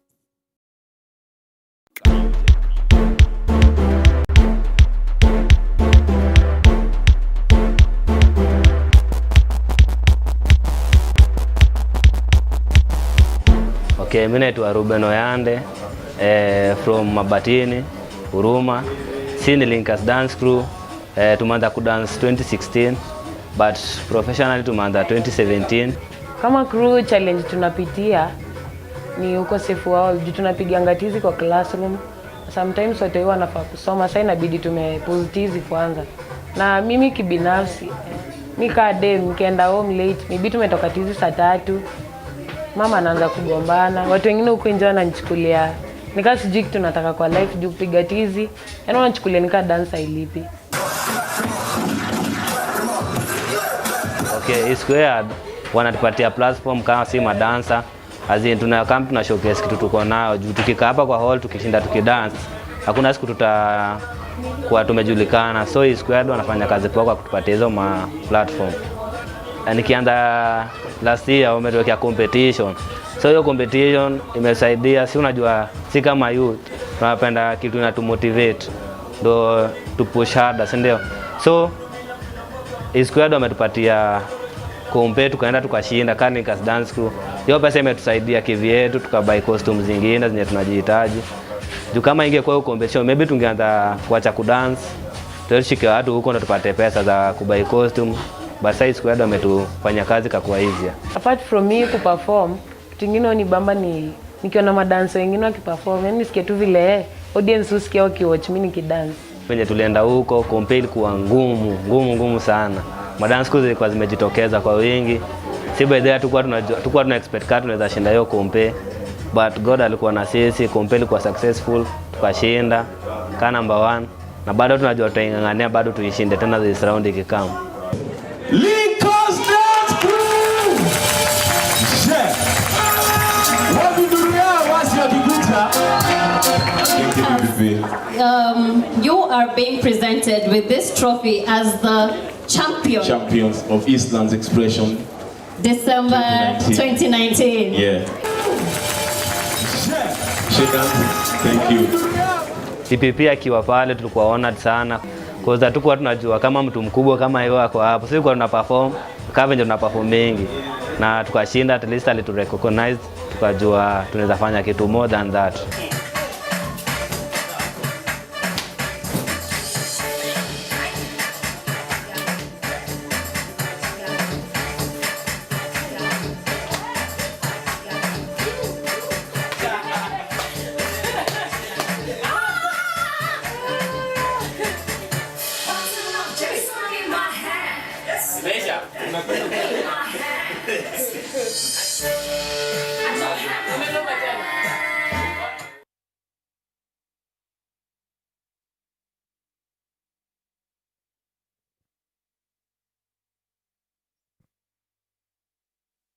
Check. 1, 2. All right. Linkers, that's Linkers Dance Crew from Huruma. Big up to you guys. This is a new segment that we are debuting today. We'll be having a segment where we shout out to the dance crews, pale mtaani. So Linkers Dance Crew have been the first dance crew that we shout out this weekend. Shout out to you guys and keep doing what you're doing. And regarding that conversation that they've had, I'm just going to pick a small bit of that conversation from the lady who mentioned that she finds it very difficult to practice late in the evening with the crew because of maybe anapigwa kelele. Amesema hiyo pigwa kelele nyumbani. And it's something of an issue that we see happening with many artists in the industry, in the music industry, in the dancing careers. So today we are having an artist manager who is we're going to put on the spot also to tell us more about this issue in the music industry. And without further ado, I am welcoming BENNA. BENNA is the CEO of King Biz Incorporated. So BENNA, karibu sana. Karibu. Asante. Karibu sana E Squared. It's not your first time. Is it your first time here on E Squared? Wewe ni member. Tafadhali shikilia mic yako ndio watu pale nyumbani wakusikie vizuri. BENNA is an artist manager. He's the CEO of King Biz that is actually deals with artist management. Karibu sana to E Squared once again. Asante, thank you for having me here. Karibu. So that video that we have just watched, there's a lady there who mentioned that she finds it very difficult to, because of her gender, she finds it very difficult to have practice late in the night. Yes. Because first and foremost, anaenda nyumbani anagombanishwa. Yes. Anagombanishwa pale nyumbani na the mother. Yes. She also mentioned some opportunities haziko sana for female artists, female dancers. Yes. I don't know what your take is on the opportunities, first for the female members in the music industry, and what opportunities are out there for them. Thank you once again. And I'm happy to be here. Thanks for the good work you're doing. I'll say something different. Personally, under King Biz, 95% of the artists we are mentoring or managing are female artists. And it's not that there are no opportunities, but how do you position yourself for the opportunities? Positioning. Yes. Yeah. Because actually one thing, it's very easy to brand yourself as a female artist in comparison. Najua dume, kama wewe ni mwanaume, people expect so much, as in you push so hard. Yeah. You get. Yeah. But for there's that soft spot for a female artist. Yeah. So it all depends with how are you positioning yourself. Mm-hmm. Yeah. So I'll say there are opportunities, but I think one thing that I'll maybe say is that sometimes you're not that tough enough to get into it. Or maybe you're a bit naive, and then even the intimidation. But ukijituma, I'll tell you the truth. It's easier even for me to brand a female artist. Yeah, because at least with the industry and with the way things are, people understand. They are gentlemen who understand it's not easy for a female artist. Yeah. So opportunities are there, but you position yourself for them. Okay. You've mentioned that you work a lot at with female artists. Yes. So maybe very briefly, you can tell us about King Biz and what you do in the music industry. Thank you. Personally, I say King Biz is a good idea. I'll say that because over 12 years ago, I was very active in music. I was a performer. You used to perform? Yes, in schools and stadiums. So unaweza Na kwa tuangushia nyumba. nini hapa Na kwa- ukimaliza? Niko bado. Okay. So I went through a very rough time branding myself. Yeah. And I remember at one point I made a vow to God, and I told him, if you give away, if you give me away, I'll help someone else not go through the same struggle. Yeah. And God is true to his word. After some time, I was able to connect to some key guys in the music industry. Yeah. I salute my mentors. And I was able to penetrate into the music industry to get to know a thing or two. Yeah. And that is how King Bees came up. And King Bees has been there for the last 11 years. And out of it, we've been able to work with some very key artists, including literally we started a unit for kids, young and gifted kids. And it's basically branding. It's basically promoting. Once you do your music, Yeah. the moment you do your song, the big questions that people ask themselves, what do I do from there? So that is where we come in. And also at the same time, we are able to guide an artist from the moment you're writing your song Yeah. to the moment you're going to the studio, because maybe you have a certain type of a song. Yeah. Every song has a specific kind of a studio that you do, or there's a specific producer. Okay. Then on the video, then now branding. Then when you brand, what your target audience? All right. Which are the target shows. So we come in there and also helping an artist be able to get to know how do you make money from music, Yeah. and also how do you performances, branding, Yeah. the way you package yourself. So King Bees is all about branding, mentoring, promoting. Let me take you back a bit. You talked about branding. Yes. So what entails that branding? What entails the branding is that when you get into the music scene, first you need to understand who are you called for, or what is your target. As an Okay. artist. You see, that is the biggest problem we have in Si Kenya. kuingia tu pa. That is the biggest Yeah. problem we have in Kenya. And I Okay. don't blame any artist. Yeah. When I was starting, I came from Nakuru. And I came to Nairobi to do my kigosho. But the studio I landed in Yeah. is another story. So nilijipata nikifanya genge gospel. Oh wow. Genge, From yeah. Kigosho. Yeah, from Kigosho. So you see, Ukachange. the studio that I got into, Yeah.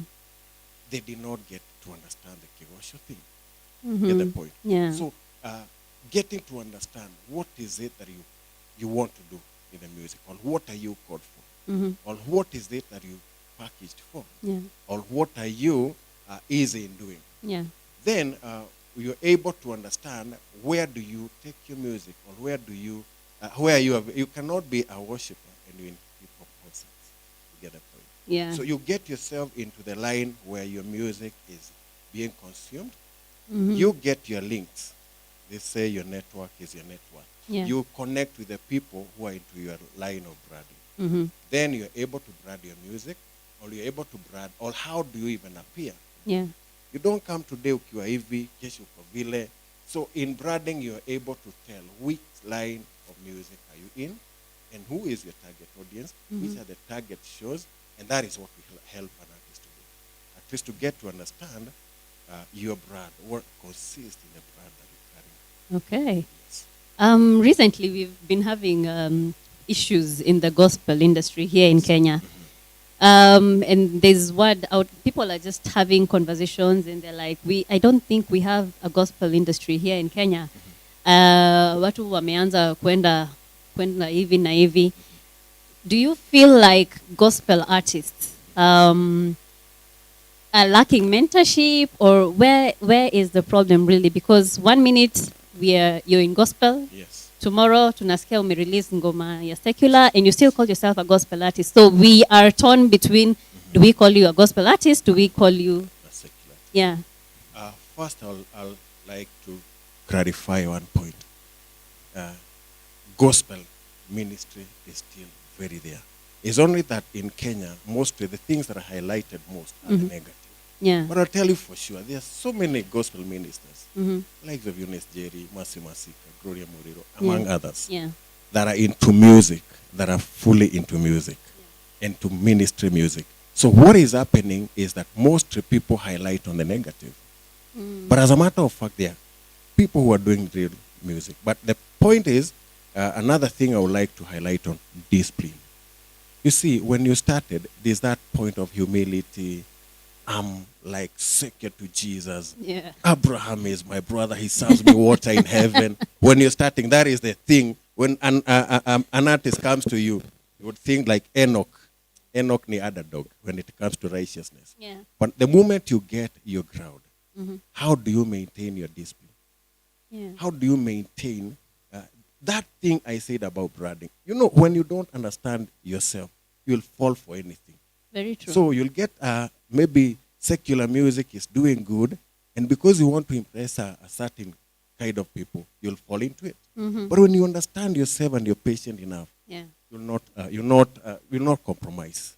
So I'll say for sure, we have gospel music, we have people who are doing the right thing, and gospel music is still very strong. It's still alive. Very alive. Still alive and well. Yes. There's, I don't know. So it's a bit, it's about the person, knowing Yes, yourself, I'll knowing say- why you're in that particular industry. Yes. And not in the secular. So wale wanahepa kwa sababu ya pesa. What would you say about that? I'll say one thing. Hawezi piga God chenga. Ita catch up na wewe. At one point ita catch up na wewe. Because you see, God has his own way of doing things. Yeah. And if he says in December 2020 is your time, even if you try to compromise, utarudi tupa. Now, the bad thing about it is that if you ukihepa kidogo, Yeah. season itakupata, itakupita, because you're not positioned where you're supposed to be. True. And you'll have to come to wait again, maybe even 7 years. They say a season can go for 7 years. And that is the reason why you see so many frustrated artists. Yeah. Because I'll tell you the truth, and I'm not saying this to excite any person. Yeah. Gospel music pays. I am managing even kids. And I can tell you for sure, there are kids who are paying their school fees through music. Not international music, our same Kenyan music. But maybe I'll highlight a thing or two Yeah. on how do you position yourself. Yeah. please. Please do, yes. That was another topic of finances and how you make money through music. No, because it's very important that you highlight. Yes. Last week we had an artist here. Yes, She's a very, very good vocalist. And she said she started her career in the gospel industry. Yes. But akaona venye mambo inampeleka hivi hivi, akaona hapana. Let me just switch over Yes. to the secular world nione kama maisha itabadilika. So I think what you are sharing with us is very crucial for even, maybe she's listening where she is. Yeah. I don't want to judge on that because I'm talking to, they're my brothers. Most of them, we started off with them. And along the way, you lose a person. Yeah. And I will not judge any person about that. But I know waiting is not easy. Waiting for any person in any area is not easy. It's not an easy journey. It takes grace. Yeah. But one thing I'll say, even if you run away, it will not get any better. Because if your blessing is in Githurai, for example, or It in will locate you Mombasa, there. it will locate you there. So if you go to Mombasa to get your blessing, mutapitana tu a day. So that is the thing. Yeah. I'll say the same thing. Like if God called you, he who called you. The Bible is very clear. He who called you is faithful. Na God hajichanganya. So I will say this thing. In positioning yourself, most artists wako katika ile hali ya tunaibiwa. Ukisikia CMOs tunaibiwa. Yeah. In the first place, weka kitu ya kuibiwa. Itume kule. Wacha kusema unaibiwa na kitu ya kuibiwa hata huna. Hakuna kitu ya kuiba. Position yourself Yeah. ya kwamba you have even kichijio. Kuna damu. Na huwezi fuatilia damu na gozi nyama ikiendaga because priorities. Because like we have CMOs. Yeah. Are you a member of CMOs? The other day, PPMC, permanent, the Presidential Permanent Music Commission, Yeah. was registering artists. They said they registered a very low number of artists. And why were they doing that? To collect the data so that it can be able to empower artists. But if you're not a member and you're complaining, unaibiwa nini? And you're not participating. You're not member. Yeah. You skeezers. You have skeezers. We have YouTube. You don't have skeezers. You're not member of CMOs, the copyright bodies like the bodies that register music. Yeah. So you're not a member there. So pesa inakuja ikipita. I'll say personally, I've registered my music. And I'll tell you, even the Fauna music, I bought through the royalties from those companies. So I'll say music pays. Even Skiza, like now we have other companies where you can sell your music through your phone. You're given a link, you set to people. Yeah. You buy your music from 30 shillings to 1,000. And you see, if you have 100 people, for example, and they buy your music at 50 shillings, you have enough money even to go for a session to record a song. Very true. So you'll say music doesn't pay. But Hakuna mtu atakujia music kwa nyumba. You know, God can give you a talent. God can give you any gifting. But ni vile unajituma wewe mwenyewe.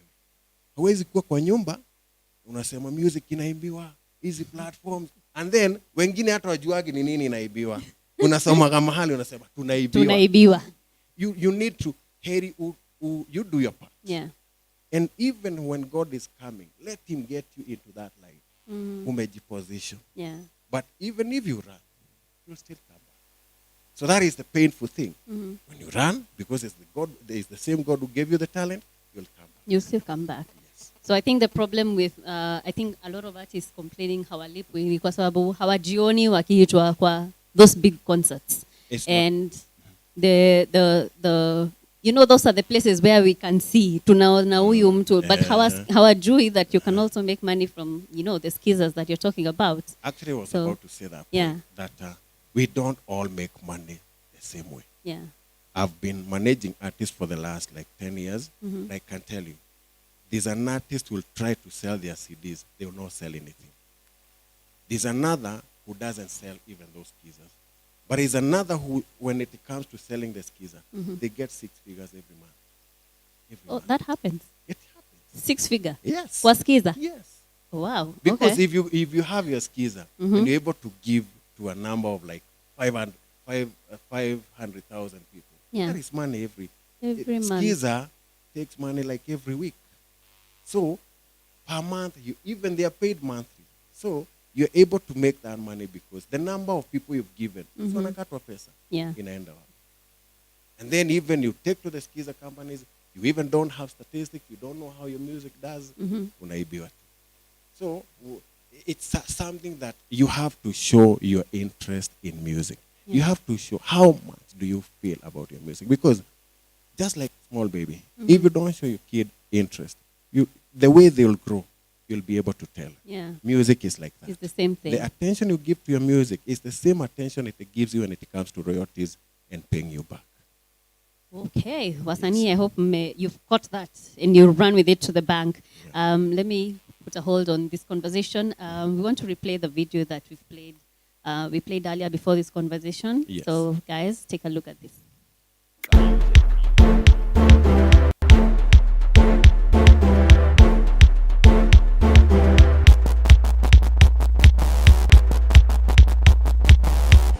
Okay, mimi naitwa Ruben Oyande from Mabatini, Huruma. Si ni Linkers Dance Crew. Tumeanza kudance 2016 but professionally tumeanza 2017. Kama crew, challenge tunapitia ni ukosefu wa juu tunapiga ngatizi kwa classroom. Sometimes watu wanafaa kusoma, sasa inabidi tumepositize kwanza. Na mimi kibinafsi nikadem nikienda home late, maybe tumetoka tizi saa 3. Mama anaanza kugombana. Watu wengine huko nje wananichukulia nika sijui kitu nataka kwa life juu kupiga tizi. Yaani wanachukulia nika dancer ilipi. Okay, squared wanatupatia platform kama si madancer. Tuna showcase kitu tuko nayo. Juu tukikaa hapa kwa hall tukishinda tukidance, hakuna siku tutakuwa tumejulikana. So squared wanafanya kazi poa kwa kutupatia hizo ma platform. Nikianza last year wametuwekea competition. So hiyo competition imesaidia, si unajua si kama youth tunapenda kitu inatumotivate ndo tupush harder, si ndio?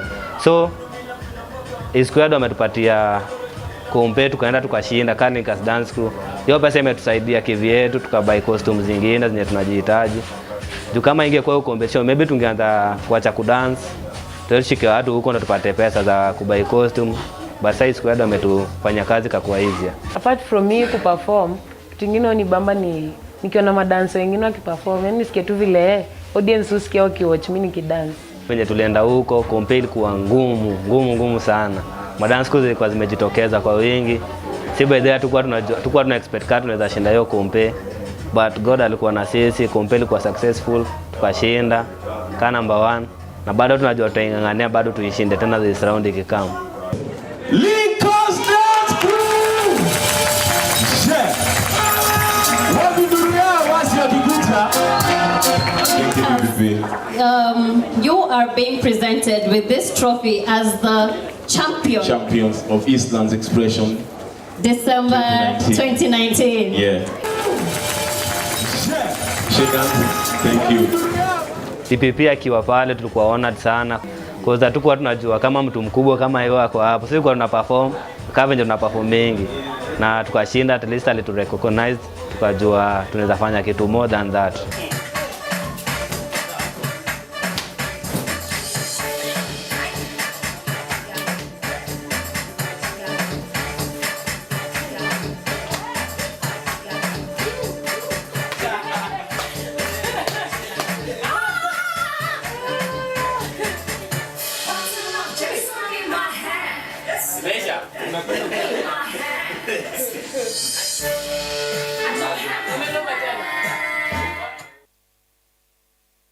All right, big up to Linkers Dancers Crew, Pale, Huruma.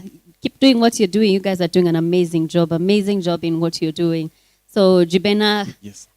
tukiendelea hii conversation. Theme yetu, we've been talking about sexual and gender-based violence. Yes. I don't know what your take is. You have worked with artists, yes, Yes, in the industry. You probably have shared or had Yes. some of your artists or friends share about the sexual and gender-based violence in the Yes. industry. Maybe you can shed light on what is happening in that area.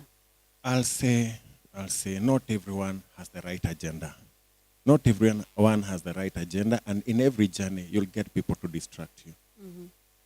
In every journey, you'll get someone who their interest is very different. Yeah. And I'll say on both ends, because I'll not say that artists are saints and maybe the other people are the bad ones. Yeah. Because you'll get it in all angles. Maybe someone doesn't want to go through the process, wants to take a shortcut. So I'll say it on both ends. Yeah. But I'll say there's one thing, principles. Principles. Because whatever you get your success with, Yeah. or through, Yeah. or from, Yeah. you'll have to sustain it the same way. The same way. And you can be sure, if you sustain yourself in that line, utakuwa tu kama kichungi. At the end of the day, and it will get to a point where by now you become irrelevant. Yeah. So one thing I'll say, be principled. The same statement, the God who called you, whether secular, whether gospel, the same one who gave you that talent. Hata make jia, ustafte shortcut, ama usi give in. Because if you give in, you'll have to sustain it the same way. You get the point? Yeah. And that is where the tragedy comes in, because if your character is in question, even brads, like what we were saying about making money, Yeah. even brads, even corporate.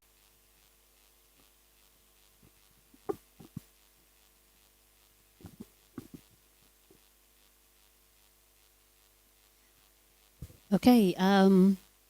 As you were saying. As I was saying, character is very key in music ministry, in music industry, and in general. Yeah. Because you see, there are people who want to be associated with you. What are you giving them, or how are you presenting yourself to them? Yeah.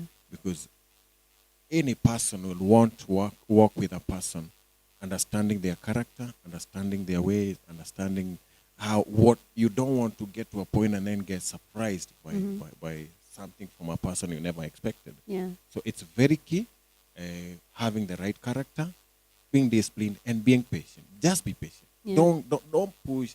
Don't do things because you want to get rich quick. You want to be famous. Famous, especially fame is what is Yes. driving a lot of people in this industry. Yes. What will you say to somebody who maybe an artist? I mentioned the artist we had last week. Yes. She alikuwa na machungu sana. Alikuwa anasema for her stint that she did, the short stint that she did in the gospel industry. It was just a year. I think she mentioned a year. So her problem was producers. The producers that she was recording music with, she mentioned that they were part of the reason why she left, because they were demanding favors from her. Was shipping the studio Sexual sessions. favors. Was shipping the studio sessions. Oh. Because if you come with money to me, why do I need to ask for any other thing? You see, the problem is, and I'll say this categorically, we don't want to pay the price. I'll not judge, but we don't want to pay the price. If you want to record and you packaged yourself and you have the money, they are very good producers. I'll say that. Mhm. Very professional, very good producers. Yeah. And you, like for example, the way I work, most of my artists, they even don't get to exchange contacts with the producer. They send me down payment, I book the session, I take them to go and record, I follow up the song after that. You manage everything now from Yes, there. yes. And even without me, it's very easy to get a contact of a producer, ask them how they work, Yeah. book a session, get your day, go record. What are you doing there? Go record your song, go back home. And then wait for your song, set the balance, get your song. Those are the things, you just be professional. Yeah. You see, if you package yourself professionally, we'll avoid some things. I don't want to make a judgment on what happened or whatever. Yeah. But I would ask myself a question. Why would someone get to that? If you paid, if you did your bit, Yeah. what is all these other things? Where are they coming from? So go to the studio ready, pay the cost, and before you do that, do a research. Do a research. Don't just fall into any person. Yeah. Even the Very- 90% of the people I work with, by the grace of God, are recommended to me by people I've worked with. Yeah. So even the producers, like I work with, personally, I co-work with various producers in the music scene because, as I told you, there's a producer who is very good in worship. There's a producer who is very good in hip-hop. There's Yeah. a producer who is good in reggae. And I'll follow up. I'll do a research on who is doing this music well. So even when I'm going to the studio, I know what I want. Yeah. And I go there for work, period. Yeah. That is Wow. professionalism. It all boils down to professionalism Yes. and someone's character. Exactly. Simple as that. Don't entertain some things. Yeah. They'll not come to you. Okay. Wow. BENNA, angalia hii camera and tell someone who is willing or wants to join the gospel music industry that has those questions. The questions on yes, this is where I'm at. I don't know how to put my music out there. Maybe I have written music. How do I make sure that I move from here to here? Yeah, they might be watching and probably they're wondering how do I move. To start with the way you asked, it's not something you wake up and you feel. You'll be frustrated. Especially gospel music is a calling. Ukijituma saa ingine, unarudishwa nyuma. So I'll say it starts with a call and a passion. You may not even have that big call, but you may be passionate. Like you want to speak to someone, you want to encourage someone, and you feel you want to get to the studio and record something. So before you go to the studio, before you start your music, sit with some people. I some years back when I was into the music and I was doing my music, I used to love what Giuliani used to do. Giuliani would even do research, meet some key people in the music scene, and then would get to know what kind of a song is he supposed to do. And the moment he did his song, he would do like 3 songs. Yeah. He'll come to something that was like a listening party, and he will inquire, which song do I release first? You see that? You'll avoid so many frustrations. Because for me, the moment I'm working with an artist, I'll even send samples to the key people in the music. And I ask, what is your view on this music?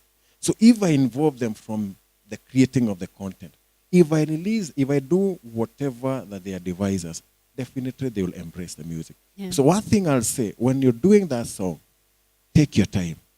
Get into, if you don't have direct contact, you can get into online platforms, inbox. There are so many good people out here, and you can get even into my platform. Inquire. It doesn't, we don't charge even to inquire or to ask for advice. Ask, I have this kind of a song, or I want to do this kind of a song. How do I go about it?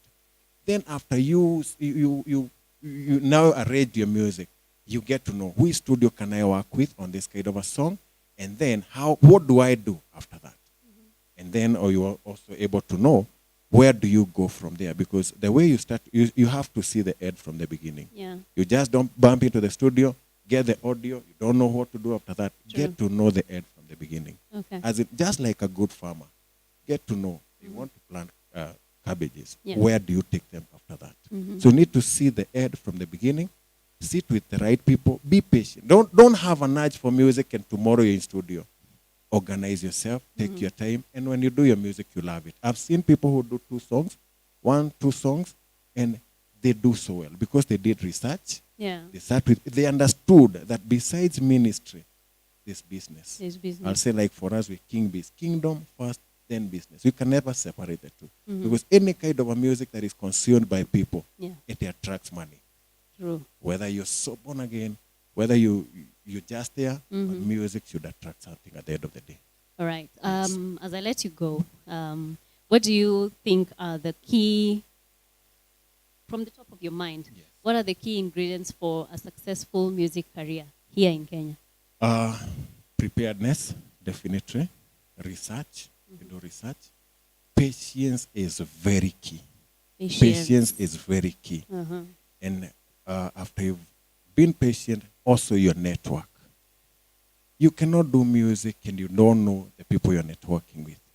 Your network. You network with people. You do your research quite well. And if you're a gospel singer, prayers is very key. And also, I'll say discipline. Because you see, music goes like a graph. Yeah. At one point, you'll get yourself like you've been struggling, and things start working for you. Character, discipline, and humility. Because that's another thing, that you get someone who sees just a glimpse of success. And ametuacha. hamwezi tembea the same. Hata hawezi fanya shopping kwenye amezoea. So humility, so that you don't start even eating the stock. Yeah. You've gotten some small amount of money. Instead of thinking of how you're going to build up your music life, you now want to live large. Yeah. So you eat the stock, and then your business comes down. So character, discipline, and that humility.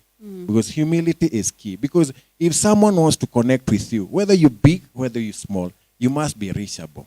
Yeah. Be reachable and be humble enough that they will feel, I think this guy is easy to talk to. And also, I'll say, the way, like I say, the way you package yourself, the way you align yourself, like even your platforms, are you studying out? Sometimes I tell an artist who've been into music for like 3 years, anitumie picha kama ya kutengeneza flyer, hana. Ukienda kwa timeline yake, zile vitu ameweka hazihusiani na music. Yeah. So I think you should stand out. Even if you're doing music, if you want to do those other things, it's okay. Create another page, your music page. Okay. Facebook, Twitter, YouTube, Instagram. And stand out. And every day, try to learn something new about music. Try to learn the people you hang out with, the people you are with, try as much as you can to learn something new about music. Do a research, connect with the right people, hang around with them, just listen to those who are successful. And if you cannot get them, get to their channel, get to their interviews, get to know how did they get to rise to where they are. Usi-hate. Unajua kuna watu tu wana hate. Msanii ana maringo na hata umjui. Usi-hate. Nyenyekea, usome, uelewe kitu. Then that part also of discipline. Be disciplined. Be disciplined. Let's see the same person when it comes to music and the same person when it comes to your personal life. Yeah. You can never separate the two. You don't separate the two. Yes. You need to be your own person, who you are. So finally, as we let you go, maybe there's an artist watching you out there. How do they get to reach you at King Biz? You can share your social media platforms, any numbers that they can reach you by. You can get me on Facebook, Twitter, and Instagram as King Biz, KINGZBIZ, Inc. Incorporated, INC, the word incorporated. You can also call us. We are easy. 0721 753 699. 0721 753 699. Call on us. We'll talk to you. We'll advise you. And we'll tell you how we go about it. Thank you. Thank you so much, BENNA. Always a pleasure to have you on E-Squared. Yes. Keep coming, keep supporting us, and thank you for the good work you're doing with gospel artists. Good work you're doing with the kids. I usually throw a glimpse once in a while on your social media. You're doing a fantastic job with those kids. God bless you so much. thank you for having me here. Yeah. E squared is home. I have a story. Yeah. I'm home. So I'll say I'm very grateful even for having me, and I will desire to be here over and over again, because if artists are able to get information, then we are safe. Yeah. Yeah. And they deserve. They deserve it. And yes. the worker deserves to get a wage from their labor. So I believe they need to get to understand how they're supposed to go about it. True. And then we guide them. Okay. Thank you. Sawa, thank you so much. As we wind up this interview, we want to bring in an amazing artist, Prince Park. He is performing here for the very first time on E Squared. Karibuni sana and enjoy. Prince Park, karibu. Continue following us on our pages on Instagram, on Facebook, right here on YouTube. Subscribe. We are on Karibu sana Prince Park. On E_squared TV, that's YouTube. EASTLANDS Expressions, Facebook. Continue commenting, share your feedback about the show, and do your thing, Prince Park. Karibu.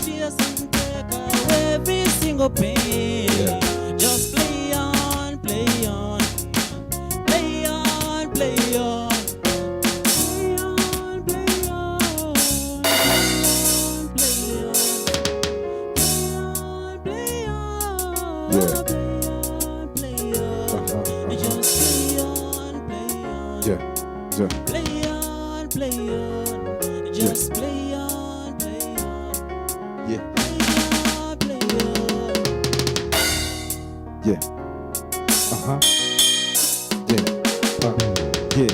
Sunajua sini wale wase, sunajua tushaingia muze, sunajua freestyle nikishika naipiga.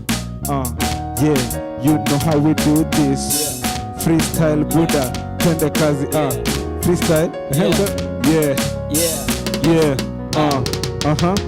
Mwana wazamunda na mulongo wa rikhulu na musipa mpaka muvolendo vulusi yainya muvina ovu bongovo kuzimu yainya mchida ovu lwari ya siriha ndio maana na imba nitamwambia muumba junia liniumba na ndio maana ning'ae ni sababu ya maombi ya moyo na nijibu kwa sari si shetani nenda zako sinyambukize kushindwa kwa sababu sasa hivi mimi na mshindi ni mulungu ria kulu nalotongo vasi so kilinda maishani mimi nitaendelea kushine.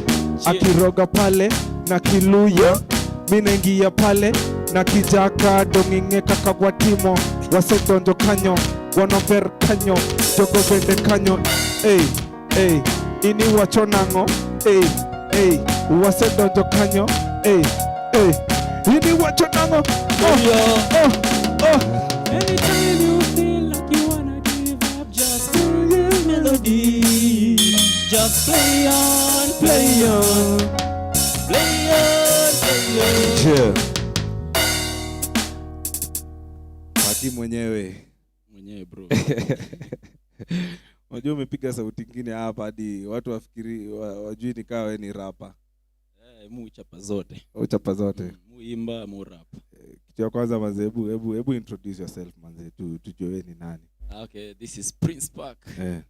AKA the hip hop general. AKA the Prince of Zamunda. Na AKA zingine mingi tu ya.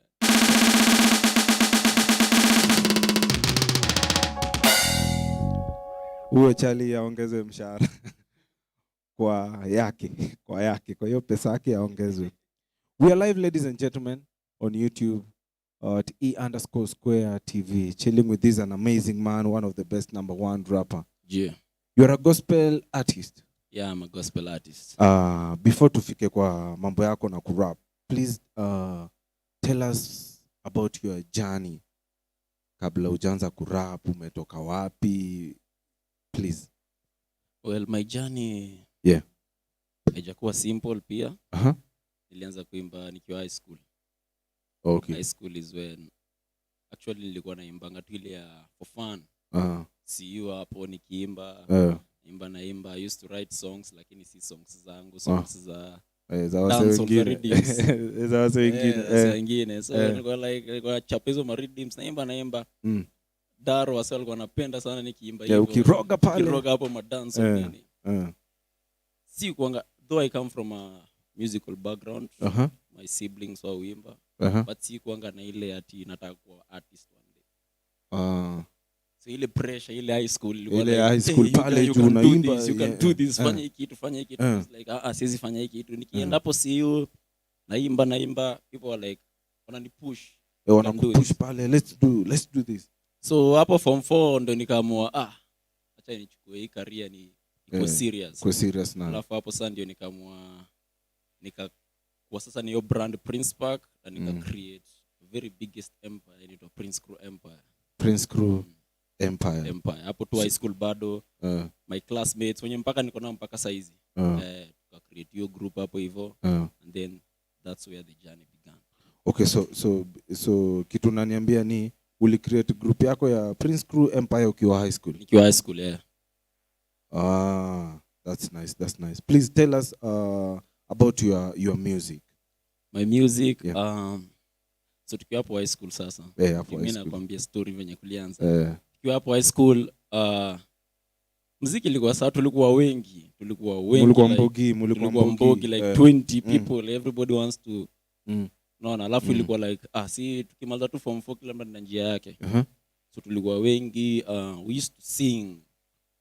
Our principal wase kama wangapi ukimaanisha wengi? Tulikuwa mtuka mbao 20. Tulikuwa waseka 20 walikuwa wanataka. First niliandika ngoma ya kwanza. Hiyo ngoma niliandika ni remix lakini hakuna original version.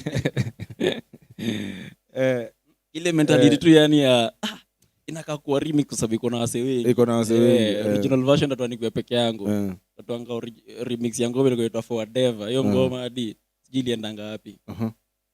Nikaandika verse ya wase sijui ambao niko na wase ni wengi sana. Hata producer anaweza choka manzi.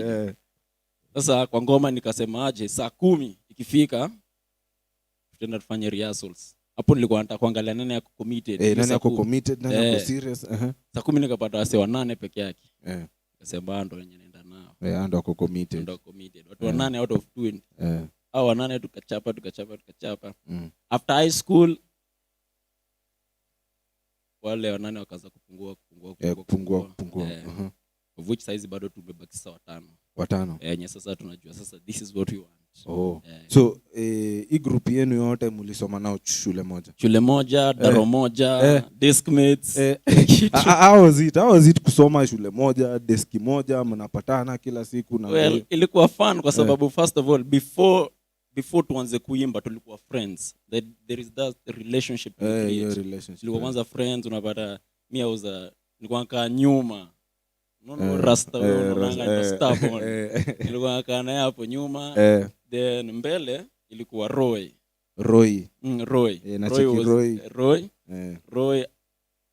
Alafu mbele ya Roy ilikuwa Telvin, Main, then Prinkster. The girl that she was a former member of Prince Crew.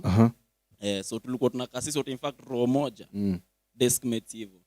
Hiyo ni high school. Mlikuwa mixed school, day school. Mixed school, day school. Ndio hiyo sasa. Mambo yenu inaenda vizuri. Mambo yenu inaenda poa. So unapata like sometimes unapata moda kamdaro tujaza school fees. Kasika ndio group. Ndio. Unaona?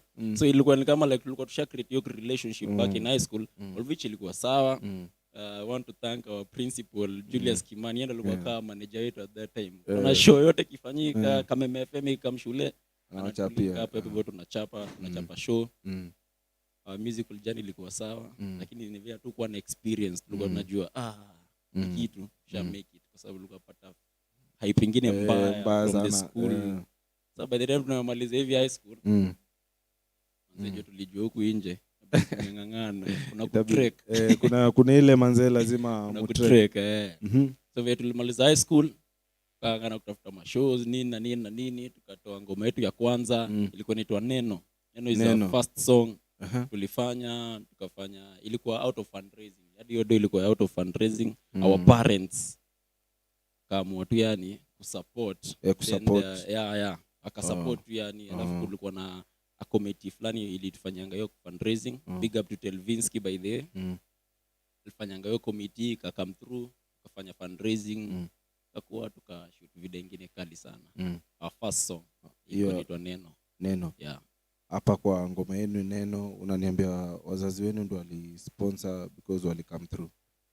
Actually Telvinsky is a member of the group. Okay. Nini familia yake, aunt and some of family members, they saw something in us waliona bado tukiwa high school. Wakatu promise wakasema mkimaliza hivi kuna project nataka mfanye and we are going to sponsor kila kitu. All you need to do is at least ambieni wazazi wenu wengine wa support. Tutawafanyia fundraising kila kitu. It was successful. Very tumemaliza hivi KCSE wakatuita meeting, tukafanya hapo meeting, wakapanga kila kitu. Then the fundraising was successful. Wali invest everything, wakaita watu kwa only video moja tu tukafanya fundraising, tukaambia our parents wengine sasa ndio wa support. Wakakuja wakasupport pia, wakatoa wakakitu, then ikakuwa successful. We really thank God. Hapo sasa ndio journey yetu ilianza. I'm getting something from you that nyinyi wazazi wenu hawakuwa na shida kuhusiana na muziki wenu. Walianza kusupport since day one. That's amazing. So mkaamua sasa, when did you guys started sasa? Sasa hii tumeform group, sasa ni muziki. Burudio swali tena. When did you guys started sasa muliamua sasa hii tunataka kuchukulia kitu serious? Well, after Neno tumetoa, tulikuwa like bado tulikuwa tunajaribu tu. Unajua bado kuna ile mmaliza form 4 bado kuna watu hamko wameenda sure. uni college bado tunabahatisha tu tunataka kujua what are we going to do about this. But the good thing venye umesema parents walikuwa like wanatusupport and all our parents unapata walikuwa wanasemaje, sitaki kuona mtoto wangu akienda I want to know your friends. So unapata the group tulikuwa tuna have meeting na each and every parent anataka kujua huyu kijana wangu hao ndio watushinda nao nini. I don't want to be disappointed. I don't want to invest some money nikupatie pesa alafu at the end of the day nisikie tu uliachana na hiyo kitu tu. So hiyo kitu ikatupatia ile motisha tukaendelea. Our second song ilikuwa inaitwa Selfie. Yeah, as in just God came through tukapata producer mwingine alikuwa anaitwa Mayor. He did that project akajitolea tu, yani hatukumlipa hadi akajitolea tu for free tu akatoa akasema audio video video hiyo tulijitegemea tu, wazazi wali support. Wazazi bado wana come through hapa tu. So Mayor akatufanya hiyo production, he took that project as is akaichukua akatuambia mimi nataka hii kitu mpeleke huku kuna huku. So sisi tukaona bado kuna wase wenye wanataka tuendelee na hii kitu. Tukaendelea tukarelease Selfie. From there sasa ndio tukaanza kuona nice alafu zile shows zenye ulitupatia zikatuanza kutupatia ile moral, tukaanza kuona sawa Wikid akiwa pale akina Morgan the DJ akiwa pale tuko secured. So tukaanza kuona hizo shows season at least. Our first show tulichapa ilikuwa inaitwa The Encounter, tulichapa ilikuwa hapo Greenspan.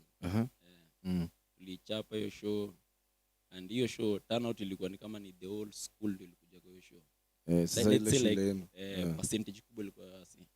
So the moment walisikia Prince screaming ya stage, by the time tumemaliza hivi kuperform kila mtu akatoka. Sika bidianza kuambia rudini show bado haijaisha. Rudini show manze. Mbia juu shule ndio ilikuwa imejaza hiyo show, percentage kubwa ilikuwa ya shule. So from there now tukaendelea tukiwa tu hivyo 8 but sasa ilifika point sasa challenges zili come through tukamwacha kwanza tu stop muziki fulani. Stop watu wa focus kwanza, angalie kama ni ukweli unataka hii stuff, kama unataka hii ni career unataka kufanya nayo. So luckily naweza sema tulibaki 5 wenye walisema sasa this is what I want to do. As in music is something I want to do. Kaenda so sasa tuko 5. Wow. Remember, we are live on YouTube at E_Square TV, and I'm chilling out with this an amazing man, one of the best #1 singer and also a rapper. Talking of story challenges, what are the challenges that umeface and pia umeface as a group? As a group tumeface ile challenge ya unapata ni kama mnafanya kitu lakini hakuna mali mnaenda. Chona ni kama mna invest kwa kitu lakini hakuna, una spend a lot lakini hakuna feedback, hakuna any kitu inawaletea back. Shida iko wapi hapo? Mnasukuma sana lakini ni kama hakuna shida. Shida iko wapi? Shida actually siwezi jua iko wapi kwa sababu sisi tumejaribu every media kila nini, disappointments tumekuwa tukipata but tumeelewa it's journey na tunavumilia. Let's say time yetu itafika tu. But during the process of that journey tunajua si kila mtu atafaulu kufika the finish line. So wengine wali give up tu, waliona ni kama like maybe this is not my thing. Wengine they found themselves maybe unajua ilikuwa tu yani walikuwa wanajitafuta bado wakajipata this is not me.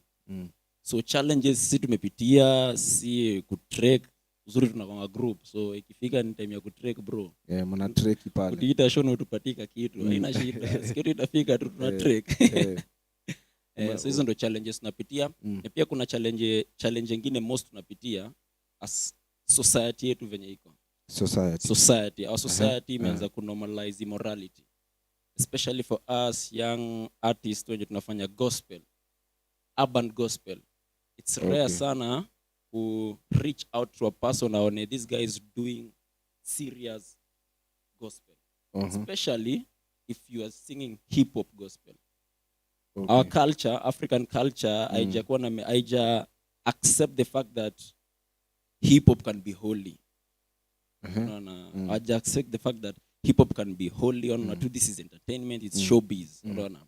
But when you go deep, najua hip hop huwezi imba hip hop kama una content. When you go deep and I'm talking about our music and our lyrics. You go deep in our music, Prince Crew lyrics, you'll see it's word from the beginning of the intro to the outro. So the biggest challenge unapata society embrace a certain type of immorality. Like say unapata sexual immorality. Unaona? Sexual immorality. Sexual immorality. The society embrace in a certain point that somebody can sing something that are in a support sexual immorality for the young generations. And the society, or let's say parents, they see that it's normal. So a person like me, when I want to do gospel music, to bring that generation back to the first love of Christ, itakuwa ngumu. Sababu anaona trend saa hizi ngoma zenye zina hit siku hizi ni hizi zenye lazima uimbe hivi, unaona. So it's a big challenge, but I believe that we are the salt of the world. Na tutaweka tu chumvi kiasi alafu generation itarudi poa. Kabla tujafika hapo kwa story ya immorality na even the society, umesema, nimekuuliza kitu kama mko na challenge as a group, umesema wewe hata ujui shida. Niko nataka kuuliza, do you think group yako wale mko nao pamoja ndio shida? You guys are not working hard so much yenye ngoma zenu hazichezwi huko, ama shida ni gani? Well, shida because kama ni kutreki mnatreki pamoja. Kama ni kuinvest mnainvest pamoja. True. Inaweza kuwa shida ni nyinyi labda. Well, maybe inaweza kuwa shida ni sisi in maybe one or two ways. But that siwezi sema ni shida, maybe inaweza sema inaweza kuwa, let's say it's something that makes us to do more. Na to challenge tufanye more. But Kenya inaweza sema ni tumefanya, or let's say tunafanya what is needed to be done as every artist anaweza fanya. Ndio at least afike mahali. Because kama ni DJs, sisi tume-email ma DJ bro. Ukiangalia DM yangu, ma DJ hivi. Ngine unaona tu ameona, lakini haizi reply, haizi respond. Una-email DJ aje ndio at least msewa Oma aweze kujua. Uki-email DJ unatuma message. Well, unatumia tu every means of communication is rich. Kama ni number, let's say kama uko na connection na kuomba number. Pigia DJ mwambie, hii ni group fulani hivi na hivi na hivi. Tumetoa ngoma hivi na hivi. Atakwambia okay ni sawa, na kutumia email yangu itume hapo. Shatuma hivyo ndo ali. Yani akishakupatia ile process unafaa ufanye, utaifanya, lakini hakuna response, ina come back. Unaona? So it's also a challenge kwa sababu inakufanya ni kama like una feel discouraged. Una feel discouraged ni kama like hata utumie DJs wangapi, ni kama oni kazi yako. Siwezi jua, maybe kuna wale wanaiona, maybe ni ile tu time yetu itafika. Kuna time tu fulani itafika, maybe, lakini siwezi wa blame pia, unaona. So mimi lakini inakuanga hivyo, especially for an artist that is coming up. Anaonanga ni kama like hold grudge ama DJ yani wako tu na ubaguzi fulani, unaona. But I feel like ni kama like kama kuna DJ yako hivyo ni sawa tu, lakini na feel time yako ikifika tu hata you don't need a DJ ya push. Do you think kunaweza kuwa na solution kwa hiyo challenge yenu? Yeah, mimi naona nika kunaweza kuwa na solution. If DJ ndio mtu mwenye anacheza ngoma yako, then I'm very sure ana receiving a lot of emails or DMs a lot of artists. Maybe anaweza create, sijui niseme, a company yenye inaweza kuwa inasikiza a certain song that is supposed to be played. Depending on the area of the industry we are in. For example, as we are doing gospel, if you're going to play just any song so that the society itasema hakuna gospel saa hizi, unaona, hatuwezi blame watu wenye wanasikiza. The DJ is the one who ametufidia, unaona. So for mtu kama mimi mwenye I'm doing my best, nimeandika ngoma iko na content mwanzo hadi mwisho, napatia DJ, anaona ni kama like hii bado, unaona. Anaona hiyo ingine yenye ita criticize na wase itakubalika. So mimi naona ni kama bado wako na hiyo power fulani wanaweza fanya. Something can be done. Something can be done. Ulikuwa umeguzia story fulani ya immorality. Na pia story ya society venye wamekuwa kifanya mambo yao.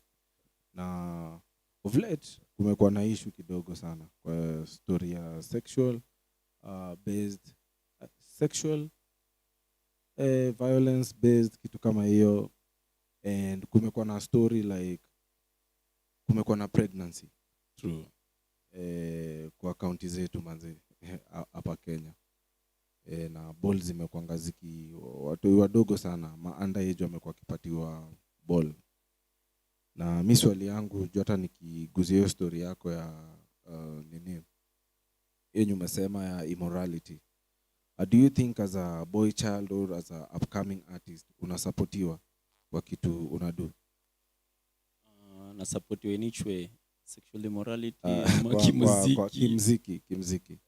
Well, for now kupata support from people when you make so hard from somebody unless kuko ile relationship ama connection, mimi naweza sema hivyo. Okay. Because si tumefanya kazi as in hatu umeona the recent song tumetoa. Tumefanya kazi, umeinvest, ushafanya, now inafikanga sasa point now push sasa muziki. Tunapata it's so easy kwa mtu kama Hope Kid kutoa ngoma inaitwa Injili, kila msai share, and me it's hard kutoa ngoma kama Nisikuangushe, na wase bado wako like hawezi share kwa sababu hanijui, unajua hatuna ile relationship, and the message is the same. Ukisikia ngoma ya Hope Kid na Gospel Job na hiyo yangu ya Nisikuangushe, it's the same thing, unaona. But tunapata we choose who to support. I have to support mtu najua, unaona, na support mse najua. I have to support you kwa sababu nakujua wewe ni best yangu na nini. Hata kama wimbi ngoma poa, lakini wewe ni best yangu, nitakusukuma tu. So mimi na feel kama like tuache tu kuwa na ile selfishness. Ile selfishness ile tunafikiria tu like tunajifikiria tu ile kibinafsi ile. Let us also think that there are some other people who are coming up. Some people are coming up. There is a generation that is being formed. Ina come up, inakuja na big content loaded. Unaona?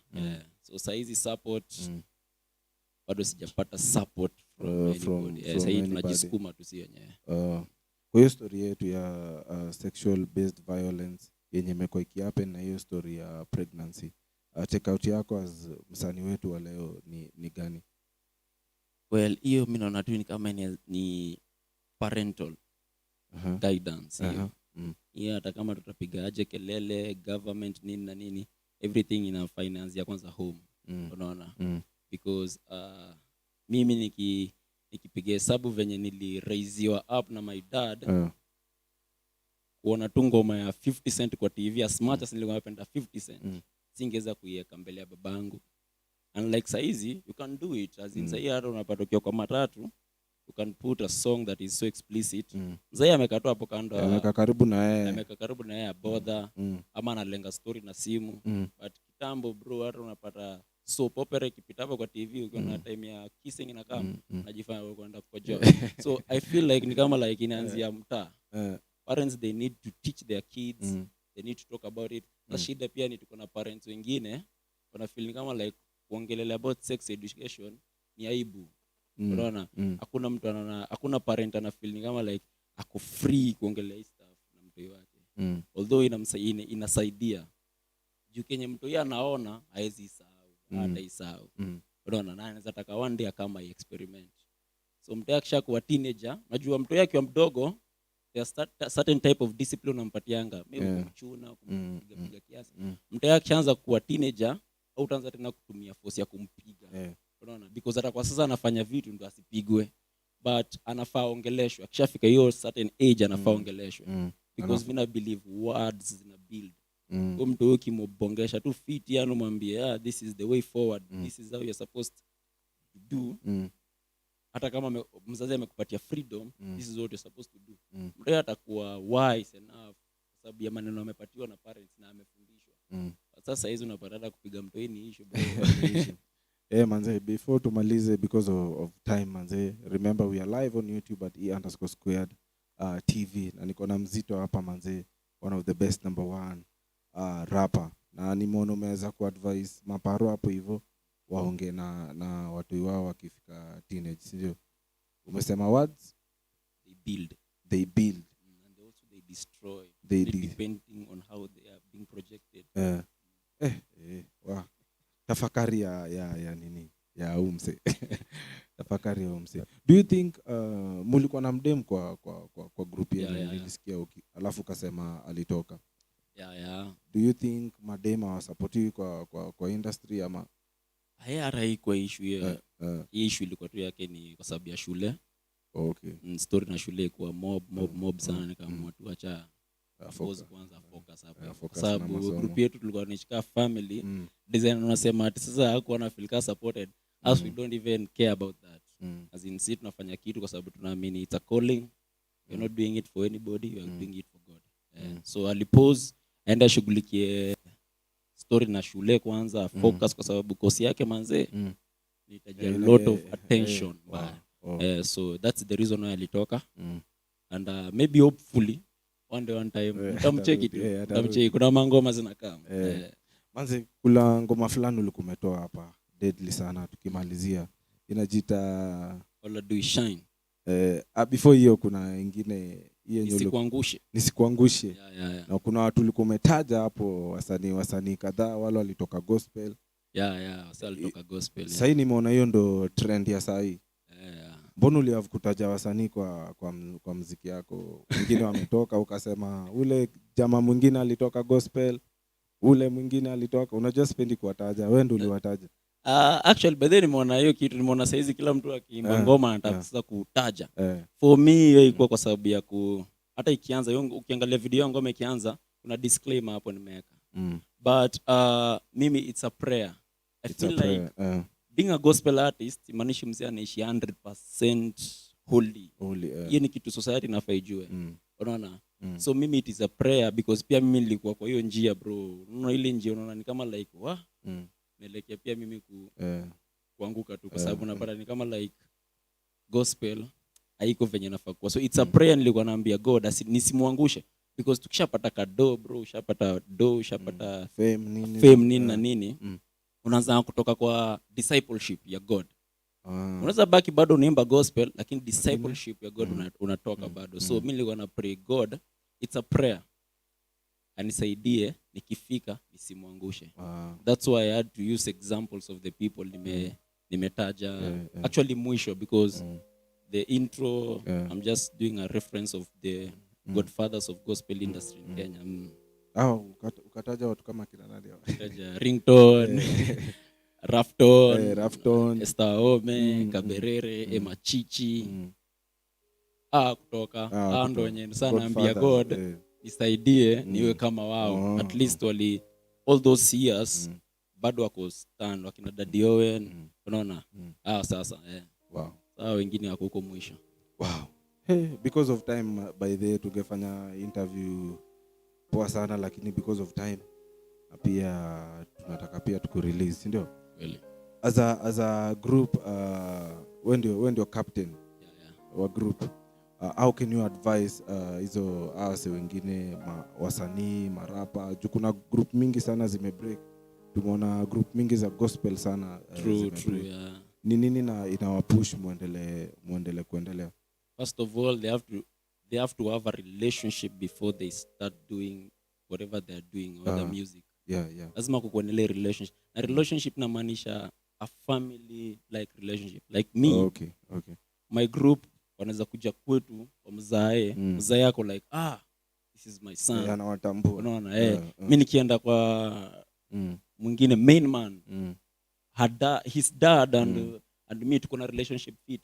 As in there is that relationship first to create. Not only a friend relationship, a family relationship. Familia yao tumejuana hiyo design. Ile design ya hadi mmoja akitoka, my parent is concerned. Huyu alienda wapi? Mbona ametoka? Unaona? Mpaka inakuwa ni kama like napashwa. My own parent ananipasha. Unaona? So hiyo ndio kenye naweza advise most of the groups huko hivyo. As much kama wanajua wanataka kwenda mahali, wako na a relationship before wako na hiyo biashara nyingine. Wako na relationship before si tumezoea na ile design yani tukipanda mat tukiwa 5 mmoja akikosa kiti tunashuka wote. Brotherhood exactly. Tunashukanga wote, tunaambia tu makanga wewe fanyaje ukipata seat utakaa. Take out ya mwisho manze, what are you guys planning for nini in 5 years to come, 2 years or some years to come?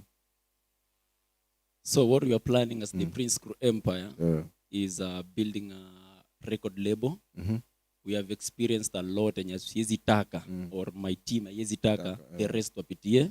Hatuwezi taka wasiwe kwa frustrated, siwezi taka msanii akufe na depression.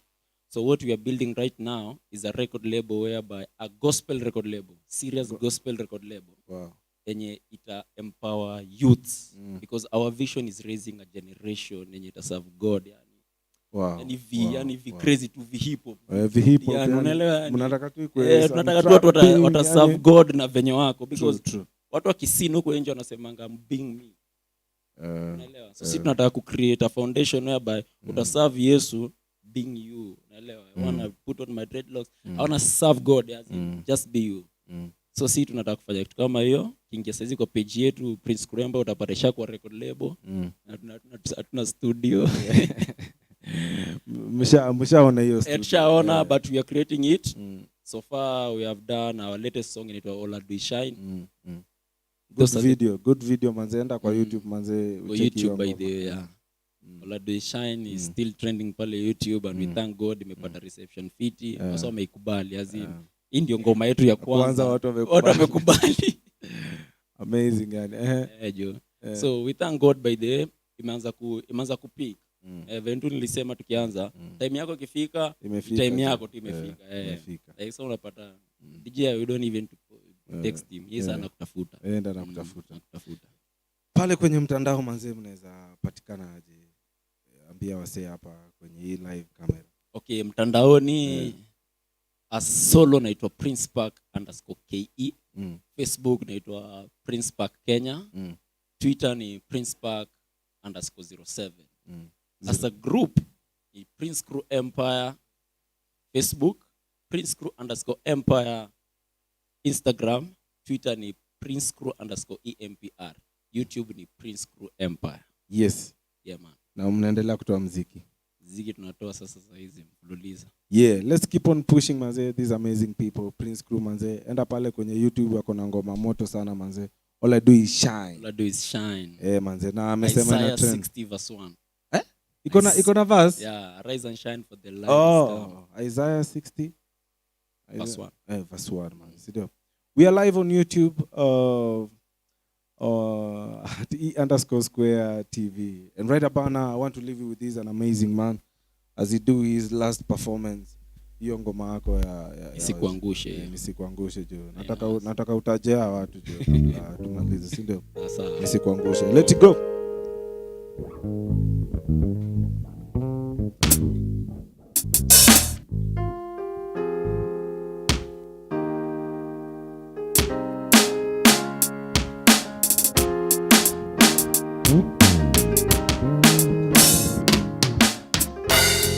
Nakumbuka kina Rafton alitupeleka kama Mkulu.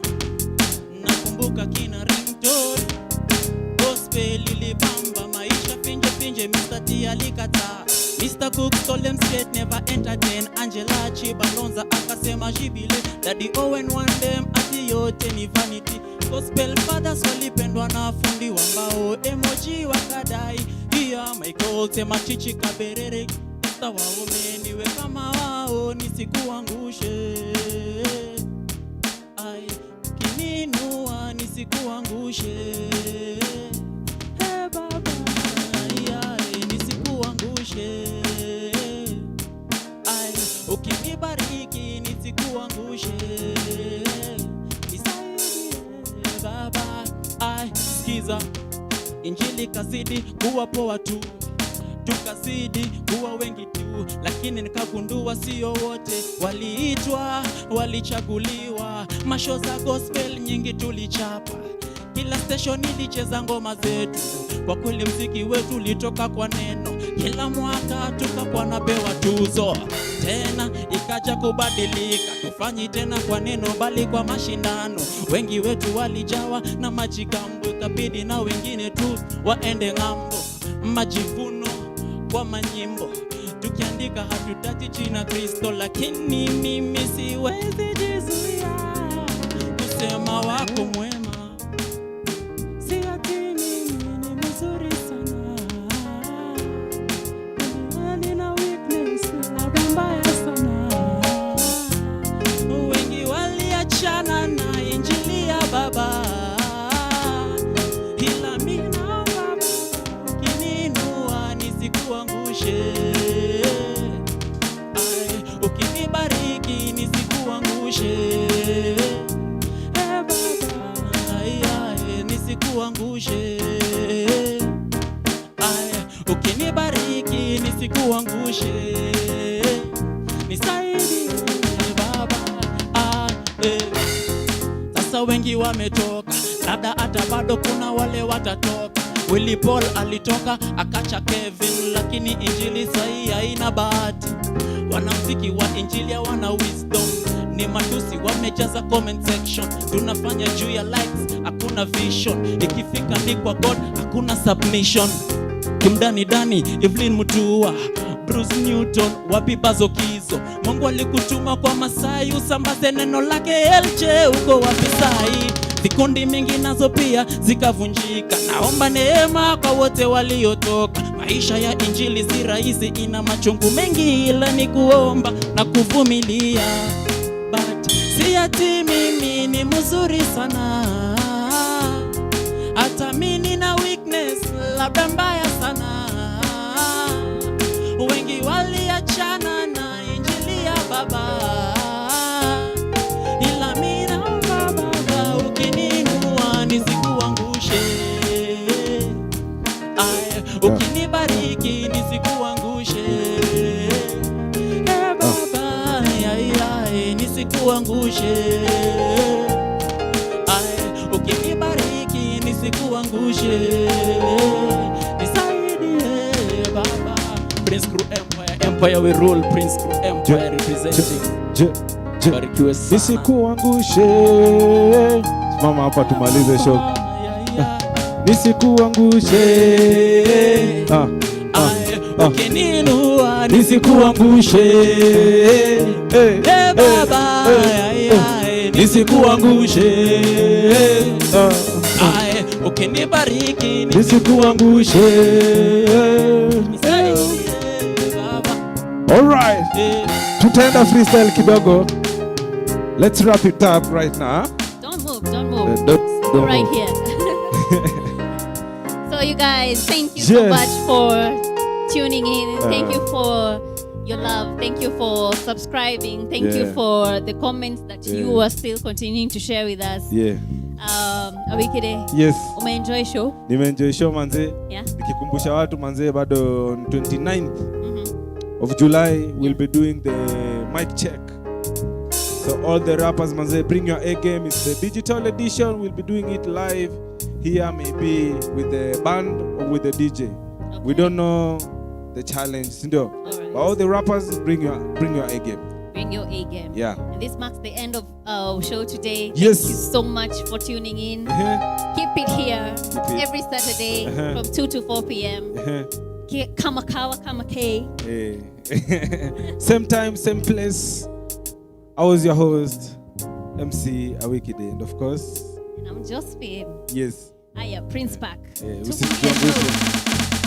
Freestyle as we finish. Freestyle. Unajua tumefanya ngoma na wewe lakini leo tutaiperform. Freestyle twende kazi. Tungeipiga. Next time.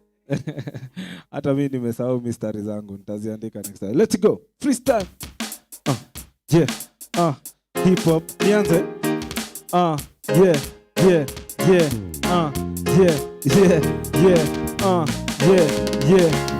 They call me MC Awiki, jina ni Bigi, na mi wasiringi, na niko na makanji. Sunajua ini freestyle, umse nita. Alright, just take it. Okay, let's go. Slow down, a little bit low. Gracias. Now let me tell this folks, I got my Christ, amenitoa kwenye shimo. Blessings loaded now. Simo, I sound so spiritual, they say I am holy. I ring, ring, ring so loud, kama cell phone. Sipendi apple, opposite. Cause I'm filled with the fruit of the Holy Spirit. See my life now, Christ I many change proud. Yeah. Can't stick in the paint, because I became the life, because into the wall, making things, I become the bank of the ball, the begins to the bank of the form, and I know I get the things, I become the bank of the form, I'm breaking the back of the door. Christ is coming to here and he will save us because